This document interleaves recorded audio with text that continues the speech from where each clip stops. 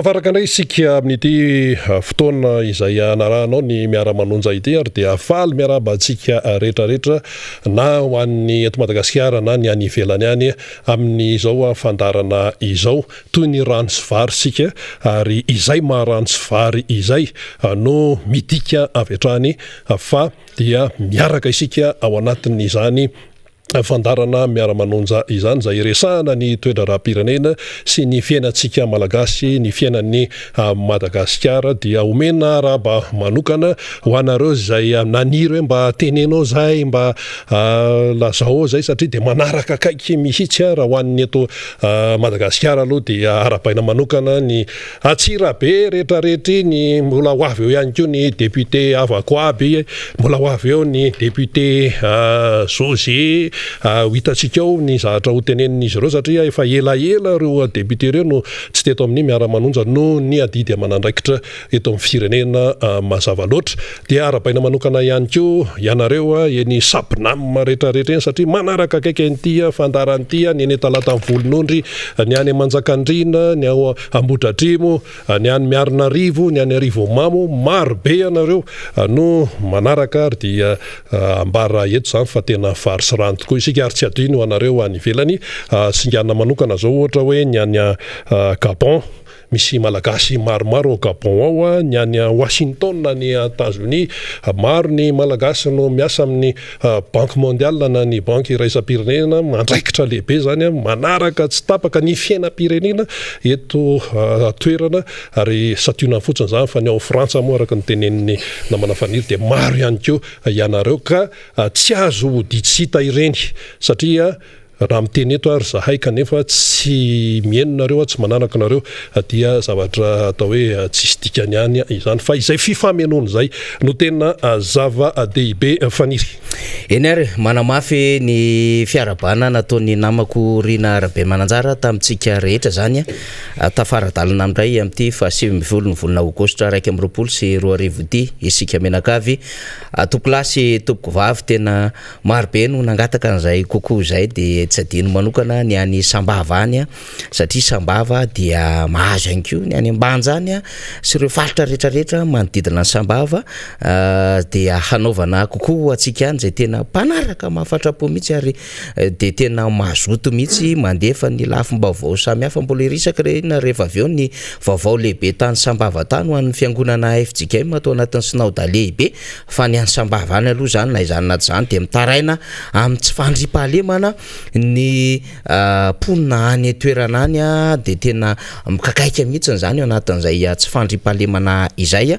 ny zava-misy moa zany resahana amintsika zany saika itovizany faritra rehetrarehetra zany fa ny nangataka kokoa ihany koa Rina Rabe Mananjara dia ny namantsika Manakara Vangaindrano Farafangana dia manaraka an'ireny rano matatana rehetrarehetra eny dia hoe zay nge tena miaino anareo hoe ary dia tena ao anatin'le tena fetanatanana mihitsy rehefa mandeha mikadona ny amin'ny sivora sy sasany dia tena eo apotitry ny FB zay ho an'izay mahazo mivatana izany fa eo ihany koa ny fanarahana amin'ny alalan'ny radio MBS zany sy ny rediffusion atsika zany ka isaorana isika menakavy tompoko na aiza misy anareo fa efa miandro mafy anareo hoe ho avy ny solombavambahoakanay avy any Atsirabe avy any Andry Pitsokovo zany dia ao avy eo izy mirala Atsirabe 1 dia député Michel Atsirabe faharoa dia député José na Anthony José Olivier Andrianatenaina zay foloany vondrona parlementaire ny antokotiko Madagasikara ihany koa eo anivony zany anteny mera pirenena izany ny resaka zavatra marobe sy ny fiainan'ny vahoaka sy ny raharaham-pirenena izy mirala rehefa avy eo ary rariny sitrany zany satria io Atsirabe io dia tena anisan'ny tanàna faharoa raha ohatra ka ny amin'ny angezany sy ny amin'ny tena asa angeza be amin'ny indostria sy ny orinasa ao anatin'izany tanàna Atsirabe zany ville d'eau izy ny fitenitsika azy fa eo amin'ny tontolo ny fambolena ihany koa dia tena matanjaka zany Atsirabe zany asa raha fatatsika fa io Atsirabe io mitambatra mameny endriky ny velarany Nosy Maurice zany hoe tena manana zay tena lanjany ara-toekarena sy ara-pampandrosoana mihitsy zany Atsirabe zany ka mino isika fa dia hieno ny vavao avany bira atsika rehefa aveo amana hoana vidim-piainana mitovy any amin'ireo distrika rehetra ve ny any Antsirabe izay mampikaikaiky any rehetra ny eran'ny Madagasikara misy ty fiakaran'ny vidim-piainana ty tsy vandrim-pahalemana fa mba mety manana ny fomba fijeriny amin'ny resaka vahaolana ihany koa sy ny hoe ahoana no avin'ny Madagasikara raha amin'izao endriny izao indrindrindra amin'ity gouvernemanta vaovao ty ny solombamoaka amin'ny rahalahy rehefa aveo fa ampidiran'izay fa ho resahantsika rehefa aveo ao aoriana ny fivahinianana izy mirahalahy zay mpivahiny tompotrany ihany moa zany ny resaka zay tao anatin'ny filan-kevitry ministra Rina Rabemananjara fetsy le fitondram-panjakana tena fetsy mihitsy satria ao anatin'ny adevitra mikasika an'ity fisavorovoron'ny resaka gouvernemanta ity ny am'ireo hoe ministra zay manana olana ara-pitsarana manana olana eo amin'ny lafin'ny samihafa no mipotra trampoka amin'izao fotoana zao nasisiky lay teo anivon'ny gouvernemanta tamin'ny alalan'ny ministeran'ny atitany sy ny fitsinjaram-pahefana lay fakatoavana didim-panjakana mameno reo teboka vitsivitsy voalaza tao amin'ny didim-panjakana larana 724 bara 927 tamin'ny 5 septambra 724 zany hoe no fenona indray reo andraikitry ny gouvernoura paritra zany tamin'ny alalan'ity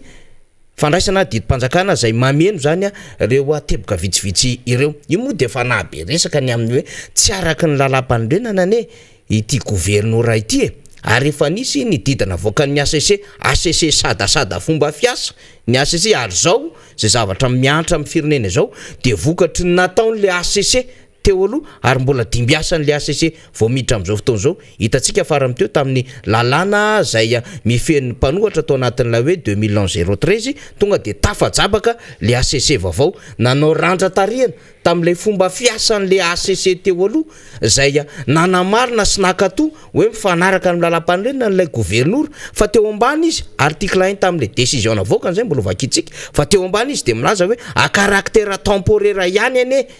zany asana gouvernoura zany aloha eny anivon'ny faritra dikan'izay hoe mbola anatin'ny fotoana ny teteza mita fa rano tokony ho izy satria ao anatin'ny vondrom-bahoaka tsinjara-pahefana na collectivité territoriale décentralisée ny faritra dia tokony fifidianana mametraka ny lehibe ny faritra sy mpanolotsay paritra zany moa zany dia nydikain'ny ACC zany nakatoaviny ilay fametrahana gouvernoura dia nomena ndraikitra lay gouvernoura Rina Rabemananjara ary dia roa taona aty aoriana arak'izao hitantsika izao ndray zany dia no amafisindray le fahefan'le gouvernoura de misy teboka vitsivitsy na sisiny ao anatin'le izy tsika zany mbola ao anatin'le fisavorontahan'le hoe gouvernemanta sary-piterahana niteraka zaza sampona ao anatin'lay hoe inona no fepetraraisina ao an'reto ministra samy hafa mahabe resaky reto sy inona no mety ho hevitry ny fitondram-panjakana amin'ny akabeany de ao anatin' zany fisavoritahana ny adevitra zany Rina Rabemananjara na sisy ny moramora tao anatin'le filan-kevitry ministra zay efa nanairany teo anivon'ireo société civile na fiarahamonim-pirenena hoe io ane dia fanamafisana n'lay fahefan'lay fitondrana fohy be nefitsika efa mba nanana akikely ihany tao anatin'ny constitution sy tao anatin' zay asa eny anivon'ny faritra zay satria fatatsika tsara ny système ny décentralisation eto Madagasikara dia roa dia amin'ny alalan'ny vondrom-bahoaka paritra itsinjara-pahefana sy amin'ny alalan'ireo services territoriaux déconcentré zany na ireo solotena mpanjakana miasa eny anivon'ny faritra sy ny distrika samy hafana reo ny système na décentralisation eto Madagasikara ka raha miresaka zany tsika faritra de amin'ny alalan'ny fifidianana zany misy fahaleovantena mazava ny amin'izany ary izy ireo ny tokony mahita ny zava-misy amin'ny alalan'ireo kirakiranyireo filan'ny vahoaka any amin'ny distrika sy ny commune misy azy tsirairay avy any ho resahantsika rehefa aveo zany rehefa tonga ny fotoana fa omentsika sehatra aloha ry iavako aby sy ny avany amin'izany Antsirabe faharoa zany ambano ingeza be zany commune anambany zany ny commune samy hafa ao an'izany Antsirabe faharoa zany zay manana tena mahizy azy mihitsy ny eo amin'ny lafin'izany fampandrosoana izany de omentsika sehatra izy ireo fa hamaranako aloha zay fampidirana ho an'ny anjarako zay Rina Rabe Mananjara dia atsona izany isika zay mpikatroka ty ao amin'ny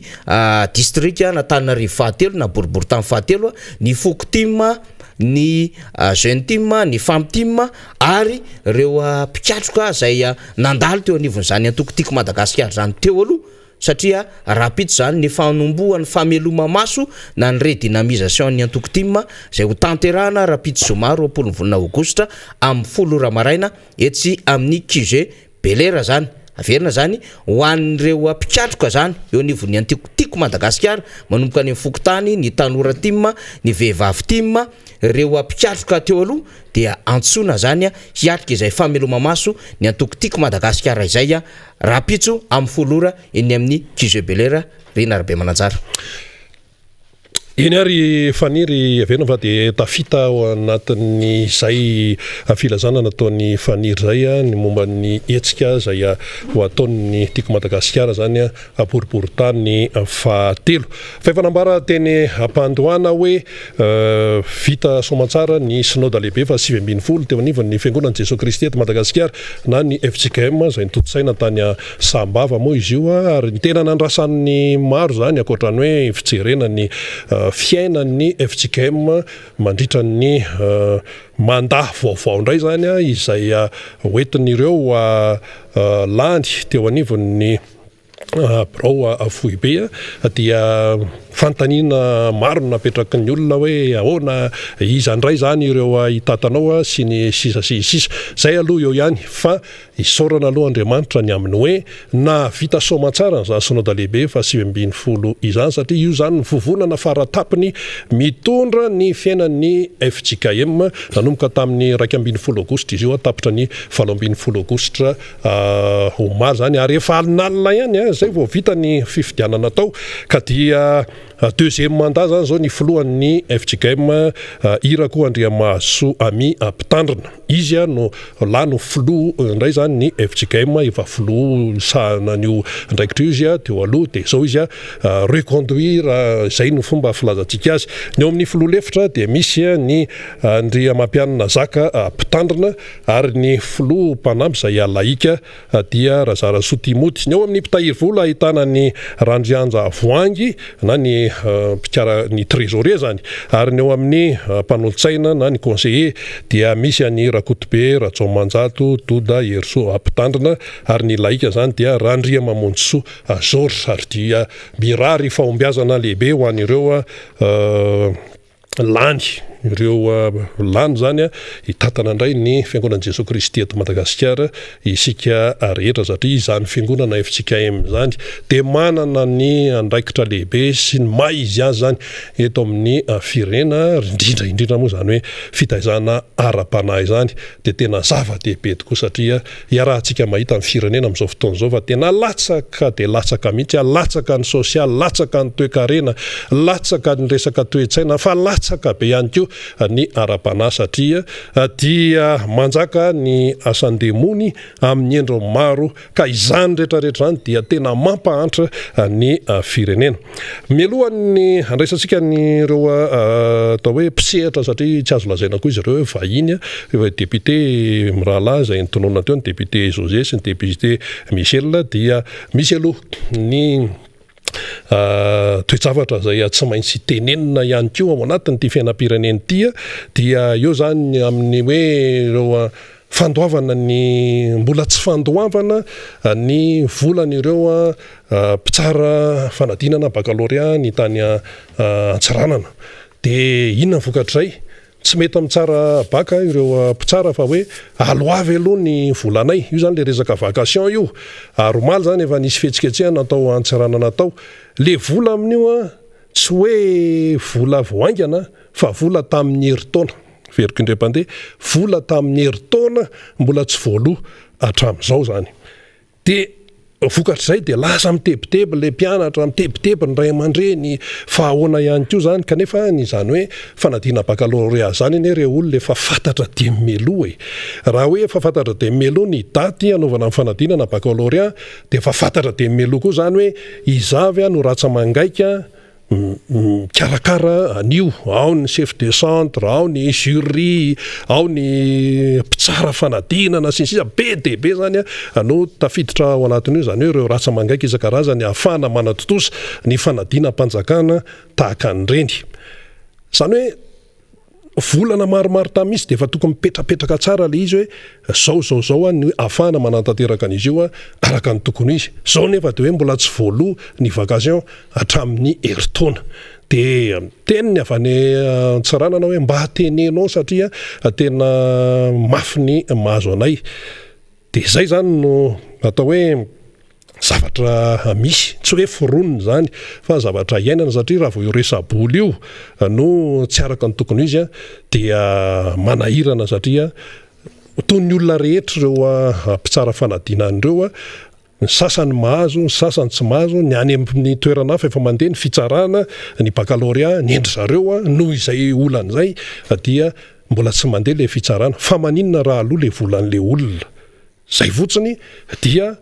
mandeha araka ny tokony zany ny zavadrehetra. Fa hoana neny sasany mandeha, neny sasany tsy aloha, de eo foana le mampisy olana hatramin'izay. Reny nisy an'ireny le grevy any amin'ny université sy ny sisa reny resabola de tsy aloha le izy, aloavy le volan'le olona dia milamina nareo milaza hoe gouvernement action. Zay mantsy le nitenen'ny folo teo action de ataovy ary le action aloavy ary le volan'le olona ao anatin'ny tena fotoana aingana diaingana tsy mitamatama ozy président Ravalomanana an'izay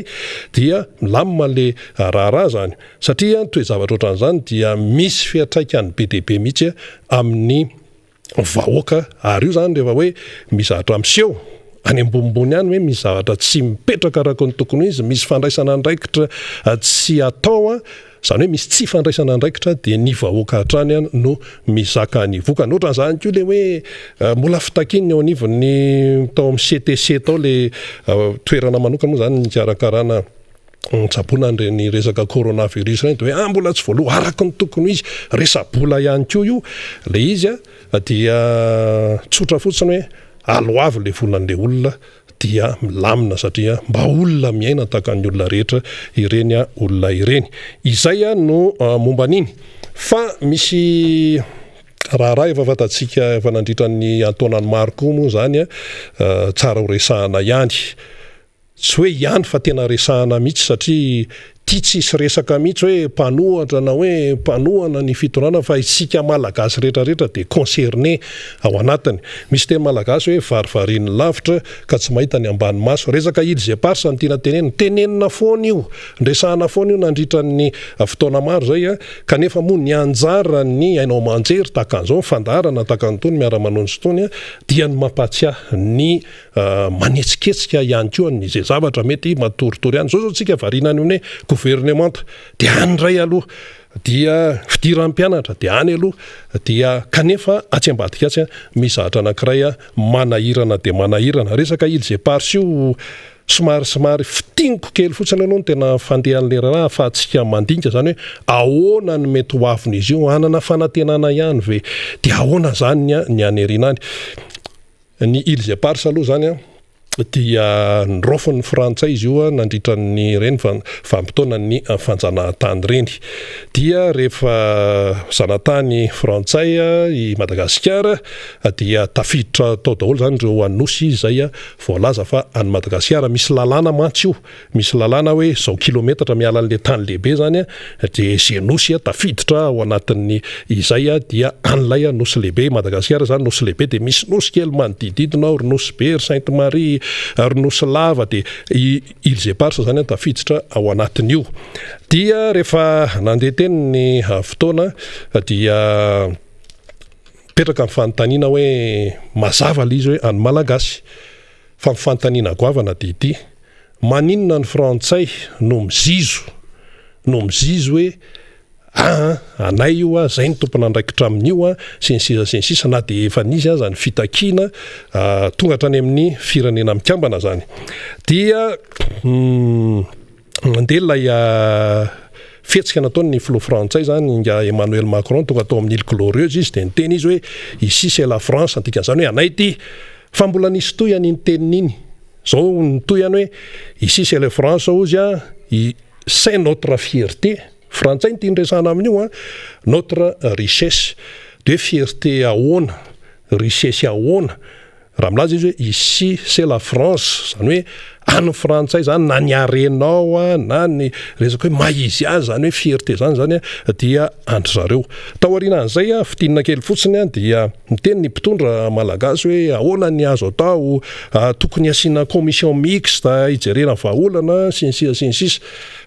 eo aloha dia efa mampametram-panontaniana hoe commission mixte ahoana zavatra anao ve dia asiana commission mixte zany le raha efa any amina firenena mikambana commission mixte ahoana eo zany aloha dia efa hita ny fahalemena ilay mpitondra malagasy vao tamin'io resaka hoe commission mixte io any malagasy le izy ary lay atota taratasy zay nalefa ny président Didier Ratsiraka tamin'ny 1979 tao amin'ny firenena mikambana dia mbola ao amin'ny firenena mikambana ao le izy teoriana mpitondra ankehitriny milaza hoe commission mixte lasa ifampiresaka amin'ny Frantsa indray zany ao anatina resaka commission mixte i Frantsa no adversaire antsika amin'io resaka Île Éparses io dia ny adversaire anao indray ve no anaovanao négociation tsy tokony misy négociation mihitsy io zany fa rehefa hoe amin'ny Madagasikara dia any Madagasikara dia tamin'izay zany namaly ny Inga Macron hoe ok hojerena ary mbola nasinga Macron koa zany tamin'izay hoe mérite mieux que les cours de justice internationale zay zany fiteny zany hoe mbola misy koa ny fitsarana iraisam-pirenena ao anatin'izany rehetrarehetra zany dia zany tena hoe rafitra ambony amin'ny fitsarana eto ambonin'ny tany dia isika eto Madagasikara manoloana an'izany dia ohatrany hoe mitanaka fotsiny ny mpitondra eto amintsika tsy manetsiketsika ao anatin'ilay izy satria efa misehatra zany any amin'ny firenena mikambana amin'io raharaha io any zany no tokony ampinatosika ary ny président Ravalomanana ihany koa dia mbola na mampitosika ny amin'ny fitakinana io Îles Éparses io tamin'izy teo amin'ny fitondrana ny secrétaire général ny firenena mikambana tamin'izany ny Inga Kofi Annan ary no mafisa Inga Kofi Annan tamin'izany fa dia hoe tena mitombona tsara mihitsy ity fitakin'ny Madagasikara ity dia miverintsika amin'ilay fanontaniana tany aloha hoe maninona ny frantsay no mizizo amin'io resaka Îles Éparses io nefa tsy anaza ilay izy resaka ara-geografika aloha dia efa tsy voahaja aloha ny resaka ara-tantara na ny histoire dia efa tsy atsaina ihany koa ary ny droit international dia modininy mpitondra frantsay tsy fantatra ary ny fatongavanga Macron tao amin'ny Îles Éparses iny zany na ny Île Glorieuse ao anatin'ny Îles Éparses dia karazany mihitsy tena hoe ahoanareo fa zao no ataonay zao no tianay atao dia ahoanareo dia le mpitondra malagasy amin'izay fotoan'izay dia mbola commission mixte indray no nitadiaviny dia ozy ny vahoaka malagasy hoe fa ahoana ary zany fangatsy efa nisy an'izao dia zao zany zao izy matoritory tsy fantatra hoe ahoana dia eo moa ny olona sasany miteny hoe ka ahoana moa zany ny tany eto Madagasikara raha lasa mivahiniko inona ny hijerena an'izany Îles Éparses zany diso be zany satria anao raha mitsinjo ny taranaka ny erina rehefa anao io dia anao fa tsy izany hoe kaneto raha tsy vita dia inona no resana an'izany Îles Éparses zany tsy maintsy resana ny Îles Éparses satria any Madagasikara izany io Îles Éparses io fa ity no mety adintsika na mety tsy fantatsika ihany koa telo volana alohan'ny nanomezana indray ny fahaleovantena ho an'ny Madagasikara Général de Gaulle no filoha frantsay tamin'izany ary tonga teto Antananarivo izy teo Mahamasina teo amin'ny teny hoe fahaleovantena ny tadavinareo menanareo ny fahaleovantena tsara mantsy ny mahalala an'izany fa telo volana talohan'io zany hoe ny 1er avril 1960 ray avrily 1960 dia nisy décret navoaka ny fitondrana frantsay tamin'izany fotoana zany inona io décret io décret tamin'ny 1er avril 1960 io dia milaza zany ny amin'ny hoe omena fahefana ny ministera frantsay misana ny département sy ny territoire d'outre-mer zany hoe io ministera frantsay misana ny territoire sy ny département io zany dia mena fahefana isahana andreo faritra ireo tafiditra ao anatin'io zany ny Îles Éparses zay zany le izy ny titandrazana teto Madagasikara tamin'ny 1960 zany efa tena hoe anao fety fa hiverina ny fahaleovantena fa tary ambadika tary efa nisy niketrehany Général de Gaulle hoe tonga dia le fahasoaingana aloha ty ale avoit ty décret ty afahana mife anio Îles Éparses io ary tsy Îles Éparses ihany fa misy Nosiafa ihany koa sy teny Madagasikara fa misy intérêt frantsay tamin'ireny toeran'ireny ary akoatr'izay dia tsara ho tadiditsika kely ity taremarque ity na nomena ny fahaleovantena zany dia nilaza mazava ny général de Gaulle firoa frantsay tamin'izany fa ny faritra ara-toe-karena zay mitotaly eo amin'ny 4,9 kilometatra toradro na 640,000 kilometra carré dia ho tazoniny frantsay ihany fa tsy ho avotsiny aloha zany amafisana zara hoe tsy avotsiny inona moa zany hoe faritra ara-toe-karena zany misy pétrole misy gaz misy arena andranomasina izany ireo zany le izy dia ny Îles Éparses tafiditra ao anatiny io zany hoe fantatra ny frantsay tsara efa hatramin'izany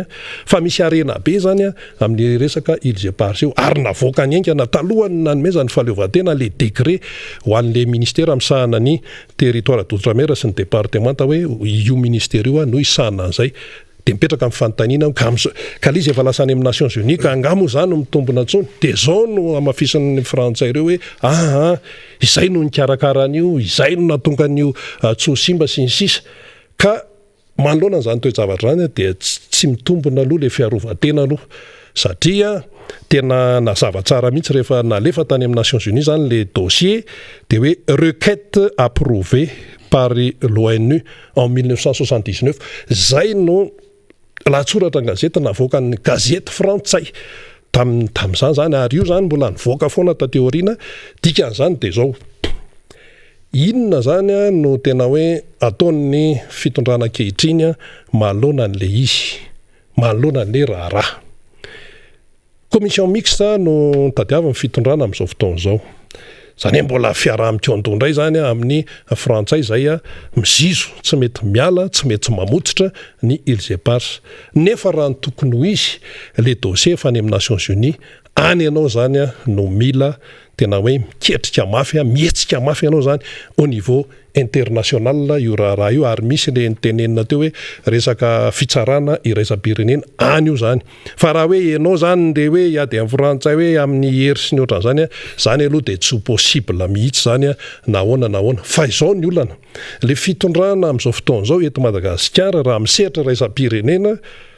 dia kely vovokaina zay no malaza azy kely vovokaina zany hoe tsy manana hery zany afaka miady any amin'ny sehatra iraisam-pirenena anisan'izany ihany koa tsika tsy mbola manana ambassador amina sehatra iraisam-pirenena amin'ny toerana maro be ary io namafisan'ny président Marc Ravalomanana io tetsy amin'ny macro-biolika hoe ahoana moa fomba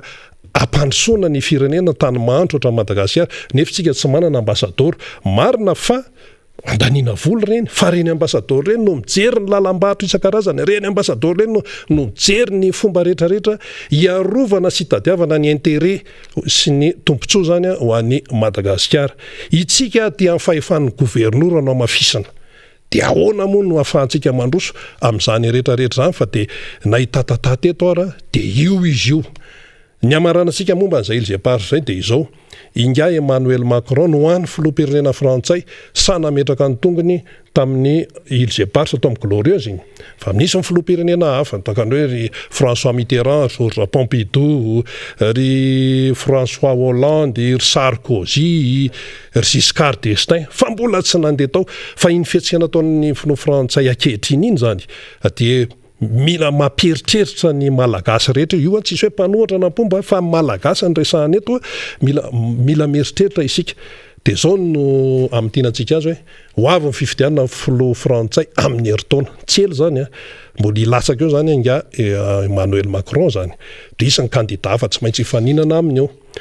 dia ho hitantsika eo hoe ho ahoana satria misy ny teratany malagasy double nationalité afaka mifidy izy fa raha ohatra zany malagasy mieritreritra fotsiny hoe resaka Îles Éparses dia efa tokony mieritreritra hoe ahoana sy ahoana moa zany ny momba ny tokony atao zay tsy teny zavatra betsaka fa hoe inona ny tokony atao rehefa tonga izany fifidianana izany dia izay filoha frantsay anao moa zany dia efa hita eo fa tiana mafisina fotsiny hoe ny olona zany rehefa miaro ny intérêtany izy hiaro ny tompontsoan'ny firenena izy dia ataony daholo ny fomba rehetra izay azo atao profon'izany ohatra hoe le namoana décret nataon'ry général de Gaulle tamin'ny fotoanany re mbola vao omena ny fahaleovantena ny Madagasikara na hoe ho averina ny fahaleovantena ny Madagasikara talohan'le 26 juin izy efa niketrika zavatra mialoha ahafahany mangeja ny Îles Éparses izay atsika tsy resahana tsoa moa amin'izao fotoana izao hoe sambo avany velany ihany manjono aty amin'ny faritra masin'ny Madagasikara be dia be zany mitaraina ny mpanjono ny toliara sy ny morontsiraka rehetrarehetra iny ahoana ny momba an'ireny mbola raharaha be manaraka ny araha be zany tompo kilasy tompo vavy fa dia io dia miainga amintsika aloha io raha tsy tia tanindrazana isika olo-pirenena tsirairay tsy hoe mpitondra ihany fa isika tsirairay mila tia tanindrazana dia tsy ho tafavoaka mihitsy isika matony sinoa tafavoaka hoe lasa ho premier puissance mihitsy ny sinoa atsoatsa raha tsy mahay mitandrina tsara ny Amerikanina dia misy le fitiava-tanindrazana ny maizy azy tsy avelany ny Japonais dia ohatran'izany ihany koa ohatr'izany koa ny Indiana ny Indo-Pakistan karana ho isika ny karana ny eto Madagasikara tazomy mafy mihitsy ny maizy azy ny kultura ny kolotsaina dia io izy io mandrosa ary zareo mahay mifanampy tsika mantsy tsikera aingana diaingana mihitsy dia ahoana zao ny vahiny sisy ka itsika lasa mifampialina felonana vao misy gasy mba lasa kely dia elonana dia stomy mamidina toe-tsaina inona ary zany fa ny olona nefa dia mifanampy izy indrindra hoe any tanin'olona dia mifanampy izy mifanavitra dia mandroso ny firenena iny zany tsy maintsy noresahany iny fa dia omena sehatra avy hatrany ary zao ireo solombavambahoaka mirahalahy dia fa itokaiko etikio moa zany zao ny solombavambahoaka randriana tenaina Olivier Anthony José Di José kely filohan'ny vondrana parlementaire tiako Madagasikara eo anivon'ny teny mera-pirenena miaraba tompoko miarabanao namanarina ary dia faly indray miaona aminareo tahaka ny fitaratra sy ny tareto androany satria sorana manokana Andriamanitra fa tafahoana eto indray sika hitafatafa sy resadresaka makasika ny raha lehibe eto anivon'ity firenena malalatsika ity elaela tokoa zahay somary tsy tazana teo fa mafao ny zavatra rehetra anisan'izany lafiny ara-pahasalamana sorana ny tompo moa fa dia afaka miaona eto indray tsika androany ary dia manao kopakopa-tanana ho an'ny namana rehetra manerana Madagasikara na ny ampitan-dranomasina rehetra any zay manaraka tsy tapaka izao fandarana miara-manonja izao ary indrindra ianareo any mifaritry vakinakaratra any satria ny mpitsokova miakatra eto androany tononona manokana an'izany ianareo Antsirabe faharoa zay tany nalehibe sady ny fidiananareo ny tena mba hosolombavambahoaka ny Madagasikara izany betsaka tokoa namanarina ny zavatra miseho eto amin'ny firenena ankehitriny ary nambaranao teo zay ampifandraisitsika amin'ny resaka Îles Éparses moa dia ny fanendrena ireto mpikambana ataonivon'ny gouvernemanta ireto satria azo ambara ary ahitsy ny resaka dia ny hoe zavatra tsy nisy nandritra ny 90 taona dia hitatsika daholo amin'ny zava-misy ankehitriny zao mbola hitondra an'izany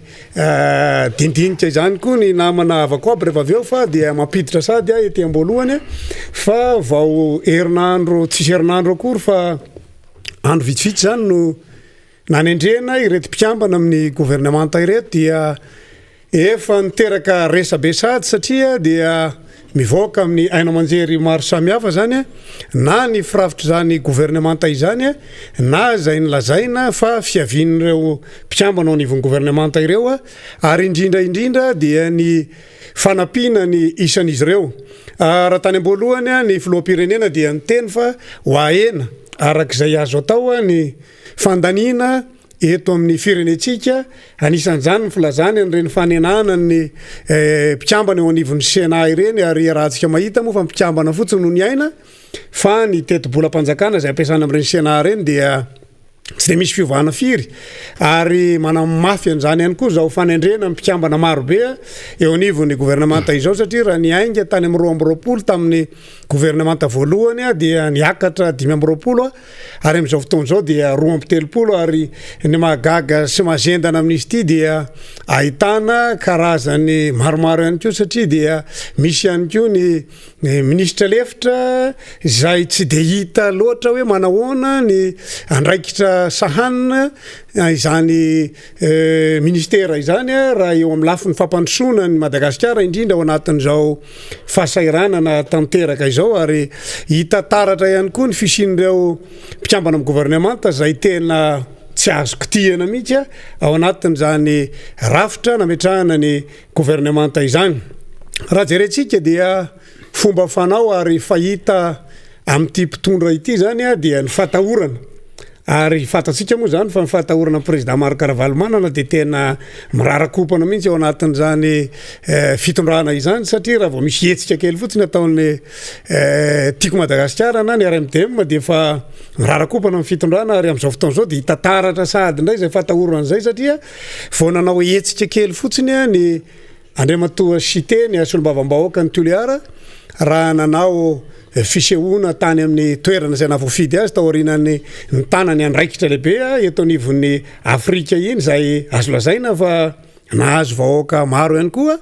dia io fa hitataratra atao anatin'le fanendrena mpikambana amin'ny gouvernemanta sady zany satria dia nametrahana mpikambana maromaro mihitsy ao anatin'izany gouvernemanta izany raha ny province ny Toliara manokana ary raha tsy tenenana hoe isaky ny faritra dia saika anasinany zany avokoa midika sady zany fa gouvernemanta zay anomana ny fifidianana amin'ny 2023 ireto gouvernemanta izay napetraka ireto nolazaina moa izy reto fa gouvernemanta anao action avy hatrany dia eo tsika mahita izy hoe inona moa zany le action tonga dia atao satria raha verenana kely dia somaro zendanjendana ihany ny vahoaka raha ny andro ny fampidinana ny vidim-piainana zay nolazaina fa ao anatin'ny 3 andro fotsiny dia tsy maintsy isy ny vokatra ny andrandran'izany ny vahoaka hoe aiza izany ny fampidinana ny menaka zay miaka be tokoa eto Madagasikara ny PPN moa ao anatin'izany na ny vary dia miakatra tokoa ary dia ny andrandra ny vahoaka hoe isy miracle indray zany eto Madagasikara fa 3 jours monja dia hidina ny vidiny zany vidim-piainana zany tsetsatetsatsiaritra ny ilazantsika fa samy mahatsiaro daholo zao tsika rehetra zany vidiny menaka tamin'ny président Marc Ravalomanana nanafatra anjany menaka zany teto Madagasikara ary nisiny zany orinasa zany teto Madagasikara zay raha tsika mahita moa fa ototony lavenina tanteraka amin'izao fotoana zao dia samy nahalala ny vahoaka malagasy fa ny vidiny menaka tamin'izany anie mbola nanodidina 504 ary 3 raha farany be amin'izao fotoana zao efa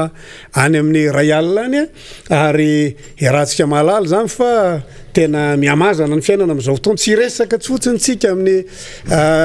adidingeza be zay ho raisin'izay ministre ny varotra sy ny industrie eo satria dia eto Madagasikara tsika no manafatra ny no manao ny simenitra amin'izao fotoana zao kanefa ny simenitra dia efa mihoatra ny 3 alina ariary zany zao ny fanaovana beton amin'izao fotoana zao tsaroko tsara fa tamin'ny président Marc Ravalomanana tany hoany amin'ny taona 2007 tany dia nahiditra teto ny Malosy izay napidina tanteraka ny vidiny zany simenitra izany tsetsatetsatsiaritra daholo ny ilazana an'izany fa iverenantsika alohan'ny iresahany avako aby an'ity resaka gouvernemanta ity satria dia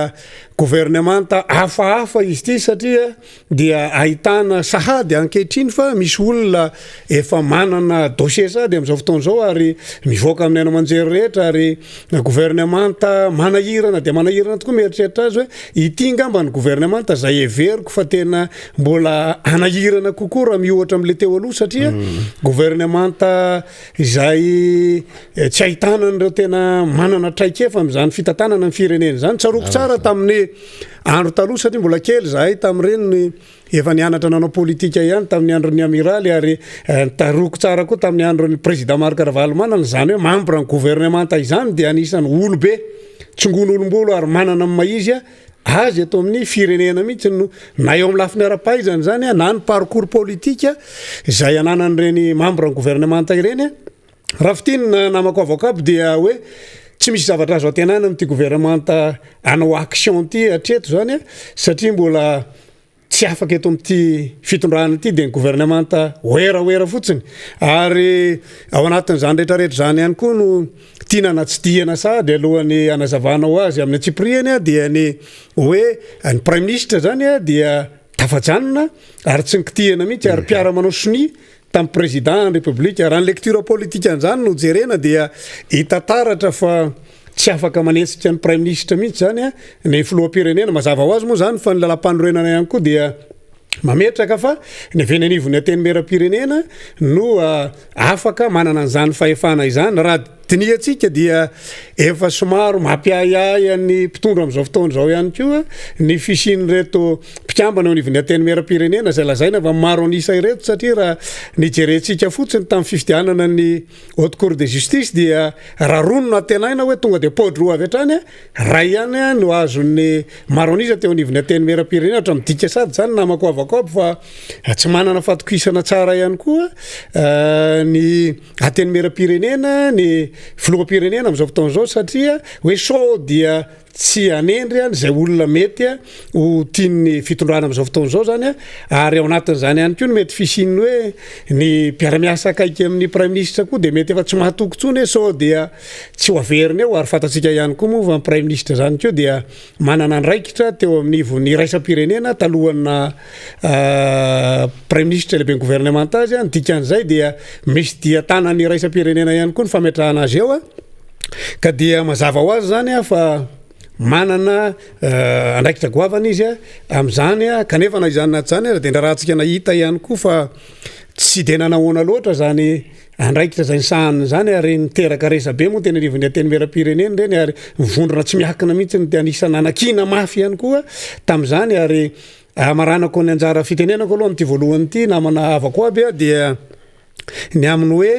hirahira zay nataony reto TGV moa zany izy ty moa misy zavatra samihafa ao ny TGV hirmara ny mapara tsy fantatra tsony zany le anarana hoetiny fa ny zava-misy zany de hoe reto TGV reto zany lay hoe namono voay zany reo zany lay tena niainga tany amin'ny fanonganam-panjakana tamin'ny 2009 de reo zany no hitataratra fa somaro miverimberina ao anatin'izany gouvernemanta vaovao zany de nambarako hatrany le hoe gouvernemanta anomana izany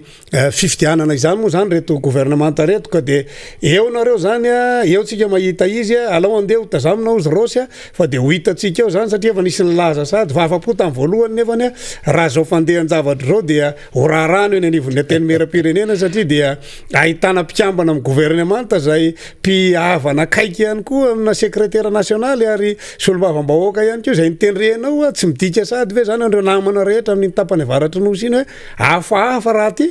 ary raha jerentsika moa ny ao amin'ny faritry Sofia ao dia maro ny solombavambahoaka ao maro ihany koa ny ao ihany koa nefa ny lehiben'ny faritra zay avy ao Sofia ao ihany kanefa dia irahantsika malala fa miteraka resabe ihany koa ny fanendrena ny mpikambana amin'ny gouvernemanta ao satria nylazaina fa zanaky Sofia nefa ohatra ny any amin'ny faritany Toliary no mibitaka ny tangalamena rehefa nisy zany fanendrena zany ao anatin'izany resaka ny jeu politique zany daholo namana avako aby ny zavatra misy am'izao fotoana zao manakambara angamba ianao mikasika an'ity gouvernement ity satria raha nyfilazam-pitondra de hoe gouvernement anao action kanefa ny fahitantsika azy de gouvernemanta ikarakara fifidianana amin'ny taona 2023 ty gouvernement ty ka tsy de misy ho antenana firy raha zao fianganiny mpikambanao anivony gouvernement zao sy ny fandrafetana azy miarabanao tonga soeto eny ary honorable président dia ombako manana moa ny fiarabana nataonareo rehetra ny teny teo alohako miarabantsika rehetra amin'ny anaran'ny tompo ry malagasy rehetra avako aby any tokantrano zay miaino an'izao fandarana miara-manonja izao aterina ihany koa moa ary ombako manana ny fiarabana ihany koa ny ray aman-dreny ampana pastora zay lehibe ny fiangonana FJK M zany zay pastora amimo no faizantsika azy amin'ny andavanandro izay lany tatana indray mandaha faharoa eo anivony fiangonana FJK M dia maherezatra ny ray aman-dreny ampana ary fotoanany tokoa zao tena fotoanany mila hijoroan'ny kristianina am'izany makristianina zany am'ireo tsirariny sy tsy hitsiny ary tsy famarinana eto amin'ny tany sy ny firenena izao be loatra ny asan-devoly ka eo indrindra no tokony hijoroantsika kristianina satria azadiny fa isika kristianina dia socle de développement eo anivony firenena tsetsatsetsatsy aritra ihany iny avako aby fa voalazanao teo moa honorable ny firafitry ny gouvernementa vaovao zay nytonon'ny flo tamin'ny nytononina tamin'ny asabotsy alady izy teo hoe zao ndray misy an'lay nouvelle formation gouvernementale zany raha jerena zany a nandinika an'io avako aby a raha jereko fotsiny zany a de zavatra azoko ambara zany arakaraky ny fijereko amin'ny masolombavambahoaka de mizara roa zany ny fijeriko azy de misy satria raha mijery atsika zany de misy hoe misy ny atao hoe raha mijerendreo membre du gouvernement reo zany de mijery zany zavatra anankiroa miavaka tsara de misy an'lay atao hoe plateforme na parti politika zany ao anatin'le izy a ary misy ihany koa ny plateforme médiatique zany hoe zavatra azoko tsoahana zany de hoe mizara anankiroa fitambaran'izay plateforme anankiroa zay zany mandrafitra an'io gouvernement io jereva koa mantsy satria raha mahitsika zao ao amin'ny motivena daholy a ny patron de presse ao anatin'io gouvernement io raha tsy resaky tsika zao mahita ato hoe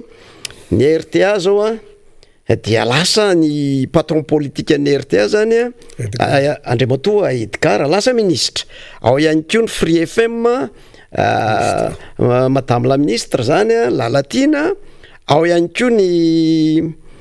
ino dizy teo ny nouvelle ny taratra ny mairana Antananarivo zany de TVM moa zany a efa ny fitondram-panjakana ny Viva efa ny mpitondra fanjakana ny TV Plus ihany koa de hitatsika ny patron de presse ny TV Plus dia any amin'ny Sénat ihany koa vice-président ny Sénat raha gamba izay raha tsy diso zany hoe rehefa jerena zany dia ao ihany koa ny kolo saika adiniko teo de misy ny ministre ny travaux publics et ministre Ianjo Andrianarivelo de raha jerentsika zany de hita hoe fa maninona no motivena daholo ny patron de presse zany ny antony zany de fahitako an'le izy zany de ny hoe araky ny voalazanao teo honorable de hoe ity gouvernementa vaovao ty zany de tsy natao mihitsy hoe anome vahaolana analany vahoaka ao anatin'izao fahantrana mangitsokitsoka izao ary tena vahalalany ny fahantrana ny olona tena vahalala voatango tsy natao raha mifijeriko azy fa avokosany natao hoe ahoana no afahatsika mitana ndray 5 taona manaraka ny fahefana zany hoe miaro 5 taona manaraka indray ny seza fa tsy de tonga any am'le hoe fitiavan-tanindrazana loatra fa fiarovana ny seza ka raha noho izany zany dia narafitra ato reo ilay parti politika maromaro narafitra ato koa reo patron na presse maromaro zany hoe zany ny vaovao hitatsika eo zany satria tadidio tsara fa ny zany communication zany dia arme efficace zany président arme efficace satria rehefa voafeny communication dia azo teneninao daholo ny rehetrarehetra ny tikano tsy tikano azo resahanao daholo ny oeraoera ny hainy taoko samaro samihafa azo atao daholo zany no na zavatra fotsy avadika ao mainty rahantsika mahalala tsara am'izany atao hoe communication izany ka jereva koa zany raha jerena zany de ny hoe 7 isanjatiny communication zany amintsika am'teny zao de eo ampelantanany fitondram-panjakana zany hoe tsy mieritreritra mihitsy zany hoe ahoana araky ny voalazanao teo ny tenin'ny flo de ny teny hoe ao anatin'ny 3 andro de tsy maintsy miaina ny vidim-piainana de jerevantsika am'izao tsika am'teny zao fa ny aina ave mividim-piainana avako aby samitsika mianakavy mieritreritra tsara fa vao mainka mifanohatra ary zavatra hitako dia mbola misotra 300 avo eny 300%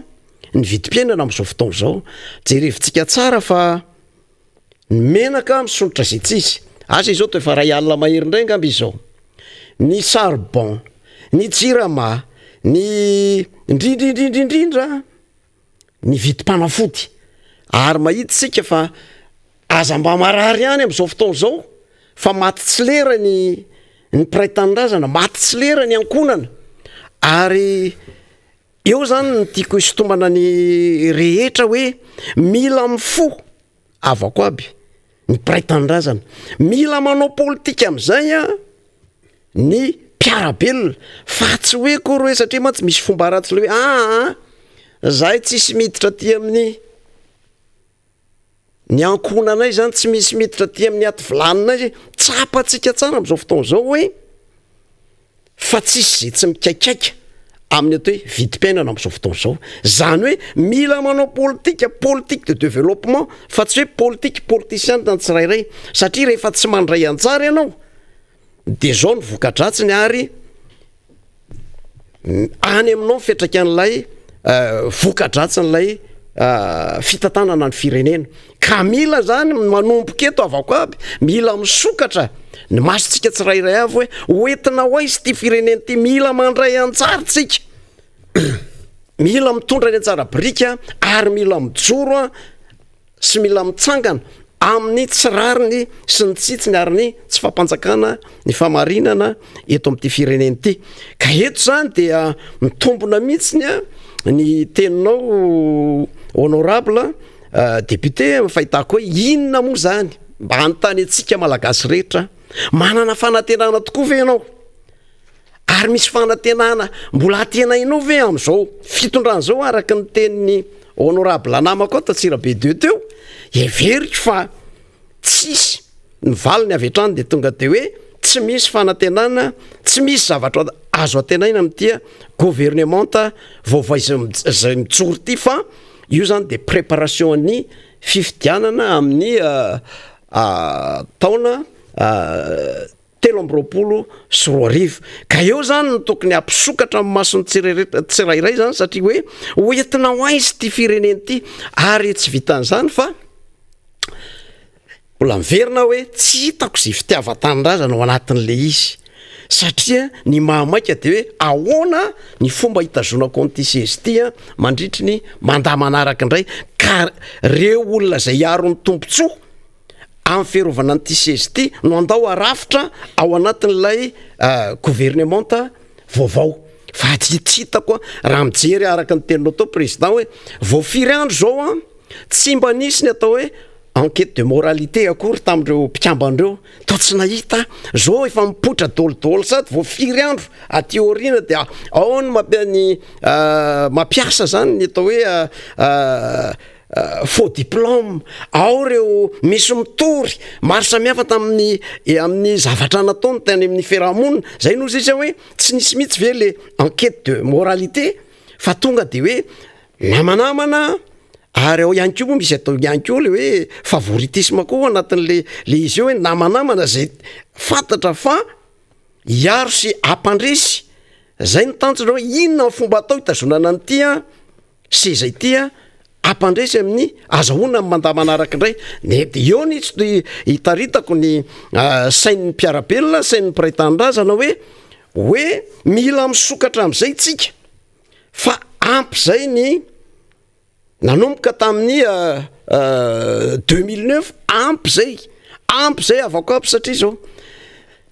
tena tsy tafarina intsony ny firenena taorinan'ny fanonganam-panjakana iarahantsika mahalala tsara tsy tafarina intsony firy-taona teorina moa zao tsika 20 taona 20 taona zay le hoe mamotika moramora fa ny manangana tena sarotra de sarotra ary tsy misy zay tsy manenina ary ny mahita eny fiarahamonina am'izao fotoana zao ireo rehetra nanao hoe osana am'izao tsika miteny zao no efa miteny hoe omboy zany hoe le olona rehetrarehetra nitaritina na latsaka tao anaty vovo am'izao fotoana zao efa manomboka tena hoe ary efa miratra daholo ma satria nalatsaka tao anaty vovo satria tady dio tsara voalazanao to honorable tady dio tsara tamin'ny andro Flora Valomanana atsika zany hoe orinasa any malagasy zany orinasa fanaova menaka izany menaka tamin'izany na tsy diso a niodidina teo amin'ny 3 arivo teo. Maro reo magro napetraka isaka mifaritra ary efa niteneniko teto tamin'ny niakatra plateau teto tamin'ny fotoanandro ny hoe le nanaovana magro reny ene ka ahafahana amin'ny femy vidinetana ary ahafahana mitsinjo ny olona nanaovana andre magro isaka mifaritra ireny ary nitadidio tsara fa jereo tsara fa nipotehana daholo ny magro ary indrindrindrindrindrindra iarahantsika malala ny dorana ijereo tsara ny fanaovana ny menaka zany ny orinasa ny tiko fanaovana menaka zao zany tsika tadidio tsara fa hoe mandrora mitsilany ahiditry ny olona tao ambovo ahidina tao 500 ny vary tamin'izany moa 700 teo ndra 100 ny vary tamin'ny andro flora valomanana ny menaka araka ny volazanao teo telo arivo amintsika miteny zao hoe ahidina 500 ny vary ahidina menaka 2 arivo fa manontany samy manao examen de conscience tsika avako aby ianareo any tokantrano any nanahoana amin'izao fotoana zao tadidio tsara ray alina mahery menaka araka ny voalaza namana tato ny charbon ny vidim-piainana ny dangana zay tsisy ny vidim-panafody amin'izao fotoana de mbola ary de menatra mijerendreo lay manohana ny fitondrana fa de hoe tia ny tena fitondrana tena tsy mbola nisy navitan'ity fitondrana ity nandritra ny 80 taona ary niteteka tolotooly de gaga ianao manontany teny ianao de hoe fa olona ino reto olona reto ary hoentina hoe izy ty firenena de sandreto olona reto ve no teny mandroso ny firenena ary tsy mbola nita tokoa aloha hoe zavatra tsy nataony tao anatin'ny 80 taona satria tsy mbola nisy fahantrana manara-penitra atao anatin'ny 80 taona raha tsy ty fitondrana ity ary rahantsika malala fa de tena maty sy lera ny olona ary indrindrindrindra raha jerena teo le izy de gaspiage amin'ity fitondrana ity zany de tena miopapana ny gaspiage zany any fandaniny ipona nefany tery ambony tery de milaza tsara tany amin'ny fotoana tany amin'ny voalohany fa hoe ampiatra n'le atao hoe politika ny fitsitsina na hoe ny politika d'austérité zany de tena mahita ianao hoe lazan'ny vava tsy lazany tsy taterahan'ny ny tanana fa hafa ny tenen'ny vava hafa ny taterahan'ny tanana ka ozy hoe tokony mila misokatra tsara tsika avako aby isika piraitanindrazana isika olo-pirenena fa hoentina ho izy ty firenena ity amin'izao fotoana zao ary tena valalan'ny fantrana satria raha ijery fotsiny tsika amin'izao fotoana zao hoe ny précapita na ny vola miditra amin'ny olo-pirenena tsirairay amin'izao fotoana zao de any amin'ny $1 na $10,000 amin'izao fotoana zao zany hoe misy fianakaviana miaina ao anatin'ny 2 arivo isan'andro misy raha tsy mahazo an'izany tsony satria ny $, zao iarahantsika milala 4 arivo eo zany ny $, amin'izao fotoana zao 4 arivo ariary ny $, de mahita ianao hoe ahoana ary izany de mbola zany ve mbola miaina ao anatin'ny $1 latsaka ny olo-pirenena amin'izao fotoana zao nefa fiakarany vidim-penina tena midadangana tsisy mihitsy zany le hoe politique monétaire zany hoe ahoana ny tantanana ny ariary tsy totongana tsisy zany mihitsy zany amin'izao fotoana zao fa de midangana zay tsisy ny vidin'ny ariary ary miafinao ambadika le hoe ka tsika ne nandalo covid nandalo valana retina iza moa firenena tsy nandalo valana retina teto ambonin'ny tany raha andray ohatra fotsiny azao ny Angola de atsasaka ny vola azotsika tamin'ny covid ny azony zareo Angola nefa ny fiainany mizotra araky ny tokony ho izy ary tadio tsara fa raha jerentsika ny vola izay ampiasain'ny isam-batan'olona ny atsika $1 ho eo teo fa ny anazy $6 ary mbola miaina atao hoe miaina ny olona anankiray zany mbola miaina ao anatin'ny hoe vola 4 arivo sy oalina no any zany ny zareo Angola amin'izao fotoana zao ny atsika $10,000 zany ny vola de hoe aiza sy aiza zany le fitantanana aiza sy le paikady zany tena hoe zone paikady hitondrana ny firenena hiala atao anatin'ity fahantrany ty fa tsy misy fa zao ny paikady a ifikirana eto amin'ny seza no hita hoe tena mbana be zany am'izao fotoana zao a raha jerentsika zany a ilay membre du gouvernement na ny reo membre mandrafitra ny gouvernement ta am'izao fotoana zao a honorable namako ka ianao angamba ianao a mbola manana hoanam-pina zany a de angamba any ianao a isetokely omeko anao indray a ny fitenenana araky ny fahitanao an'izay zavatra zay a indrindrindrindra ny sosialy-bahoaka am'izao tsika am'teny zao fa tena vaivay de vaivay tokoa ny olona indrindrindrindra atao katoko zao a fampidirana ny mpianatra izao de tena vaivay tena vaivay tanteraka mihitsy ary hitanao tsara ny mahazo ny vahoaka atsika any amin'iny fahatra vakinakaratra iny atsirabe teo atsirabe aimo fa nila vodirindrona tsika am' rahalahy de rehefa tsara ny filaharan'ny olona foatra makafanafody eo amintsika député a indrindrindrindra katoko zao fampidirana mpianatra izao a tsy resahana tsony moa reo matin'ny anoanana izay mitaraina amitsika ary tena lelany de lelany tokoa ny solombavam-bahoaka satria ny mpitondra fanjakana ny mpanatanteraka ny manao ny ataony a itsika mibaby ny tserany aina satria arak'izay hoe tsika de manana tsara n'lay atao hoe fitiava-tanindrazana satria no fidin'ny vahoaka ialokalofana amin'ny lafiny rehetrarehetra fa tsy voatery eo anivon'ny lalàna irery any a no zavatra nametrahany vahoaka atsika misatranao namana avako aby am'izay famakafakana zay noentinao teo zay a amin'ny akapobeny alohany idirako am'izay aloha dia misy fanamariana kely zay tiako atao a amin'ny vahoaka ny faritry vakinakaratra manontolo any zay efa nitondrana fa nitsinina foana teo anivony ainao manjery satria am'izao fotoana zao dia misy karazana olona na andian'olona mihitsy ny filaza azy a zay manelitsao amin'iny faritra vakinakaratra manontolo iny ainga vao atsirabe faharoa nahazo amin'ny faratsio iny betafo iny a de milaza tsao sy manangona anarany izy reo a fa hoe anome fanampiana any ambanivohitra rehetra any mitetina 5 faraetsitra tokantrano zany a ny filomaro karavalo manana sy ireo député avy eo amin'ny tim zay hoentina anakorotanana ny saim-bahoaka am'ireny toeran'ireny ary maro de maro tokoa ianareo no mametraka fanontaniana ty aminay a miantso telefôna dia amafisiko etona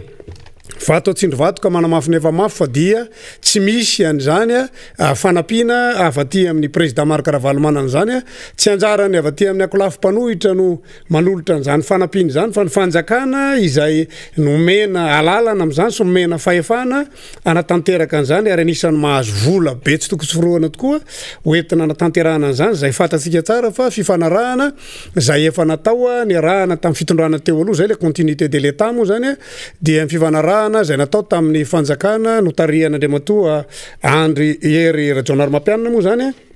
izay a nazahonintsika famatsim-bola eo anivon'ny ministera mponina ireny zay hoentina anampiana ny vahoaka amin'ity resaka akonana miavotra sy ny anarany maro samihafa ty moa fa io moa de manavanana mpitondra mihitsy zany anarana zany a dia tsara ihany koa manindry etona fa dia miteraka resa be io fanampiana io am'izao fotoana zao satria dia maro de maro a ny olona zay manany maizy azy a no mahazo aniva le tena vahoaka tena sahirana sy tena mahantra tokoa dia tsy anisany mahazo an'ireny ary velo taraina tokoa ny vahoaka am'izany raha fanjakana tena mijery ny fahasahiranam-bahoaka tokoa dia tsy atehatra fotsiny amin'ny fanampiana ny olona amina zavatra mandalo fotsiny ireny fa tokony manana politika sy programma mazava tsara mihitsy ny fitondram-panjakana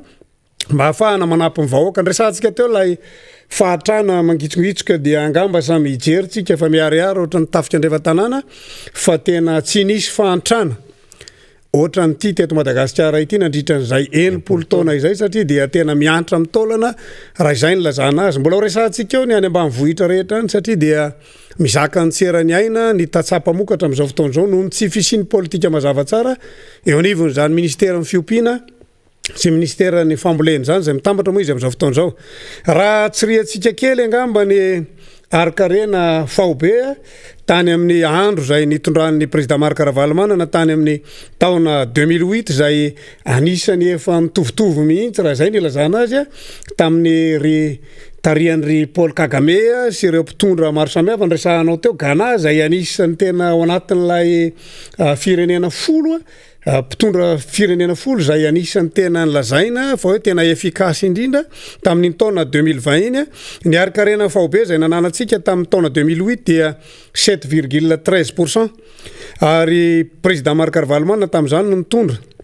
ary rehefa nisy ny fanokanam-panjakana dia tamin'ny 2014 zay nitondrany filoham-pirenena amin'izao fotoana zao dia 3,32 ary tamin'ny andro n'Andriamatoa président Rajaona Armapianina dia niakatra 5,2 ary ny rahantsika nahalala fa tamin'ny loi des finances tamin'ny taona 2020 moa tsika nahalala tsara an'izany fa moins 4,2 zany niarikarena faobe teto Madagasikara izay nieritreretin'Andriamatoa ministra tamin'izany fotoana zany fa hoakarina hatraty amin'ny 4,5 zay niteraka resabe teo anivon'ny teny meram-pirenena satria rehefa niteny isika taty amin'ny akolafim-panohitra dia nilaza inga ministra tamin'izany fotoana zany ministry ny toe-karena sy fitantanam-bola fa dia namekajy moa izy ary dia nampianatra mihitsy na nandrefeny solombavam-bahoaka mihitsy izy tamin'izany fotoana zany hoe ianareo zany mila mianatra fa zao ny fanaovana an'io dia zao moa zany ny rahantsika nahita aloha niala teo amin'ny toerana izy noho zay zava-misy zay kanefa ny mampametra-panontaniana indray dia ny secrétaire général zay anisany niaraka taminy namolavola zany teti-bola izany ihany koa nefa no lasa ministra amin'izao fotoana zao dia veritsika fa Kiotsafy ihany ny Alexis tsisy zavatra iova mihitsy ao anatin'izany fitantanana ny firenena zany raha toka mbola izao era fotsiny zao no zavatra misy fa tsy misy fidinana ifotony fijerena ny tena fahasahiranam-bahoaka ny solombavam-bahoaka moa amin'izany fotoana zany dia mitehaka fotsiny ny gouvernemanta ary dia manao ny fantokafana fotsiny ny gouvernemanta ary tsetsatsetsatsyaritra ihany nilazako fa misy namana solombavam-bahoaka namana akaiky ihany koa zay niteny hoe angamba mba tsy hisy tsony ny ministra andrefy ny solombavam-bahoaka amin'reto membre gouvernemanta ireto izy kanefa dia ho hitatsika eo moa nyfandehany any amin'ny fanaovana ny teti-bola mpanjakana any tsy niresaka mandrefy sy ny tsy mandrefy ny zava-dehibe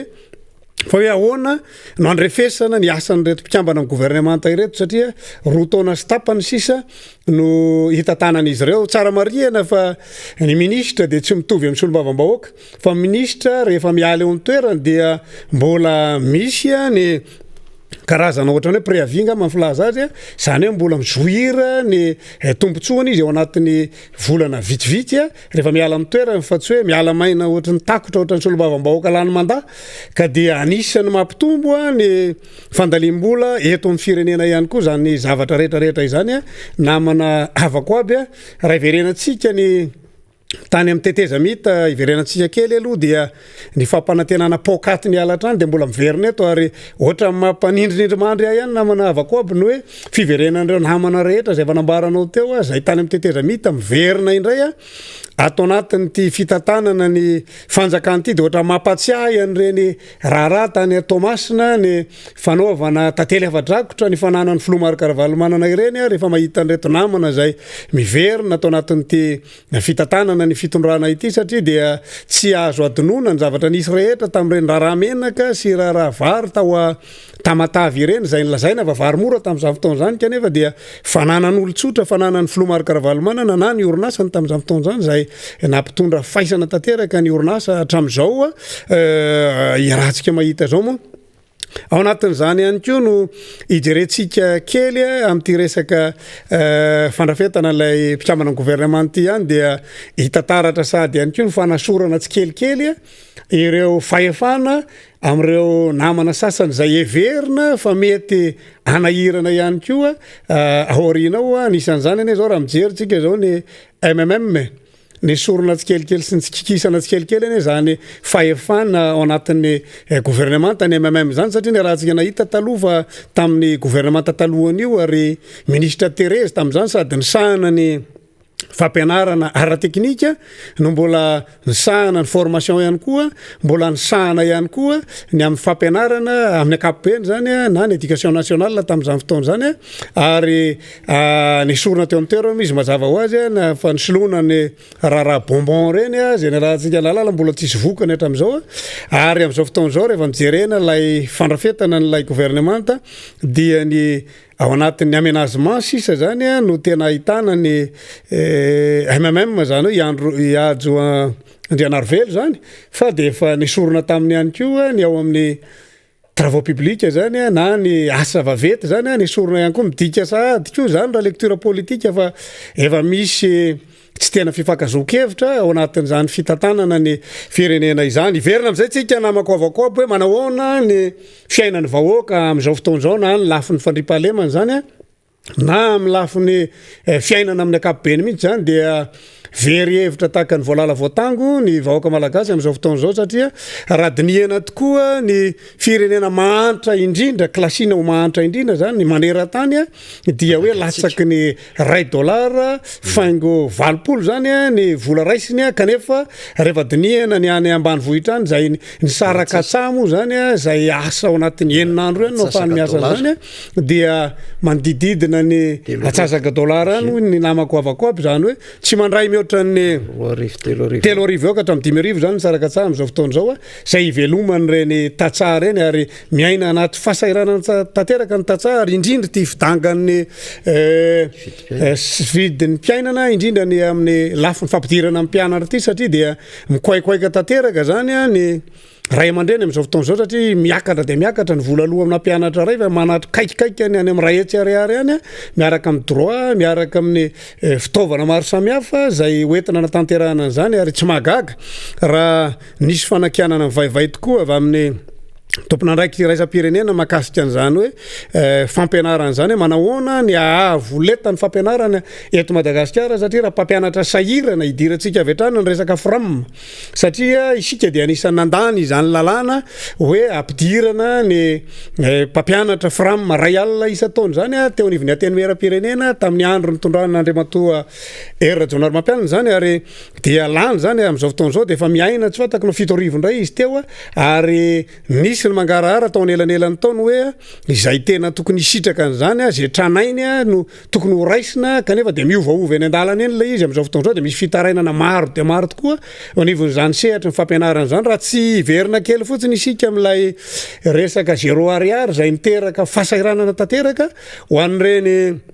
mpampianatra framma ireny satria na le non sub zany na le subventionné zany dia anisany nisy fiatraikany goavana tokoa zany satria lasa tsy nanana vola ho raisina ntsony ny teo anivon'ireny framma reny ary dia netraika tamin'ireny mpampianatra ireny zany zay mizaka ny tserany aina nisy ny filazam-potoana fanjakana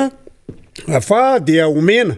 vatsitsinjo ireny mpampianatra non sub reny nefa ny hatramin'izao araka ny nionanay tamin'izareo tamin'ny herinandro dia mbola tsy nandray an'izany zany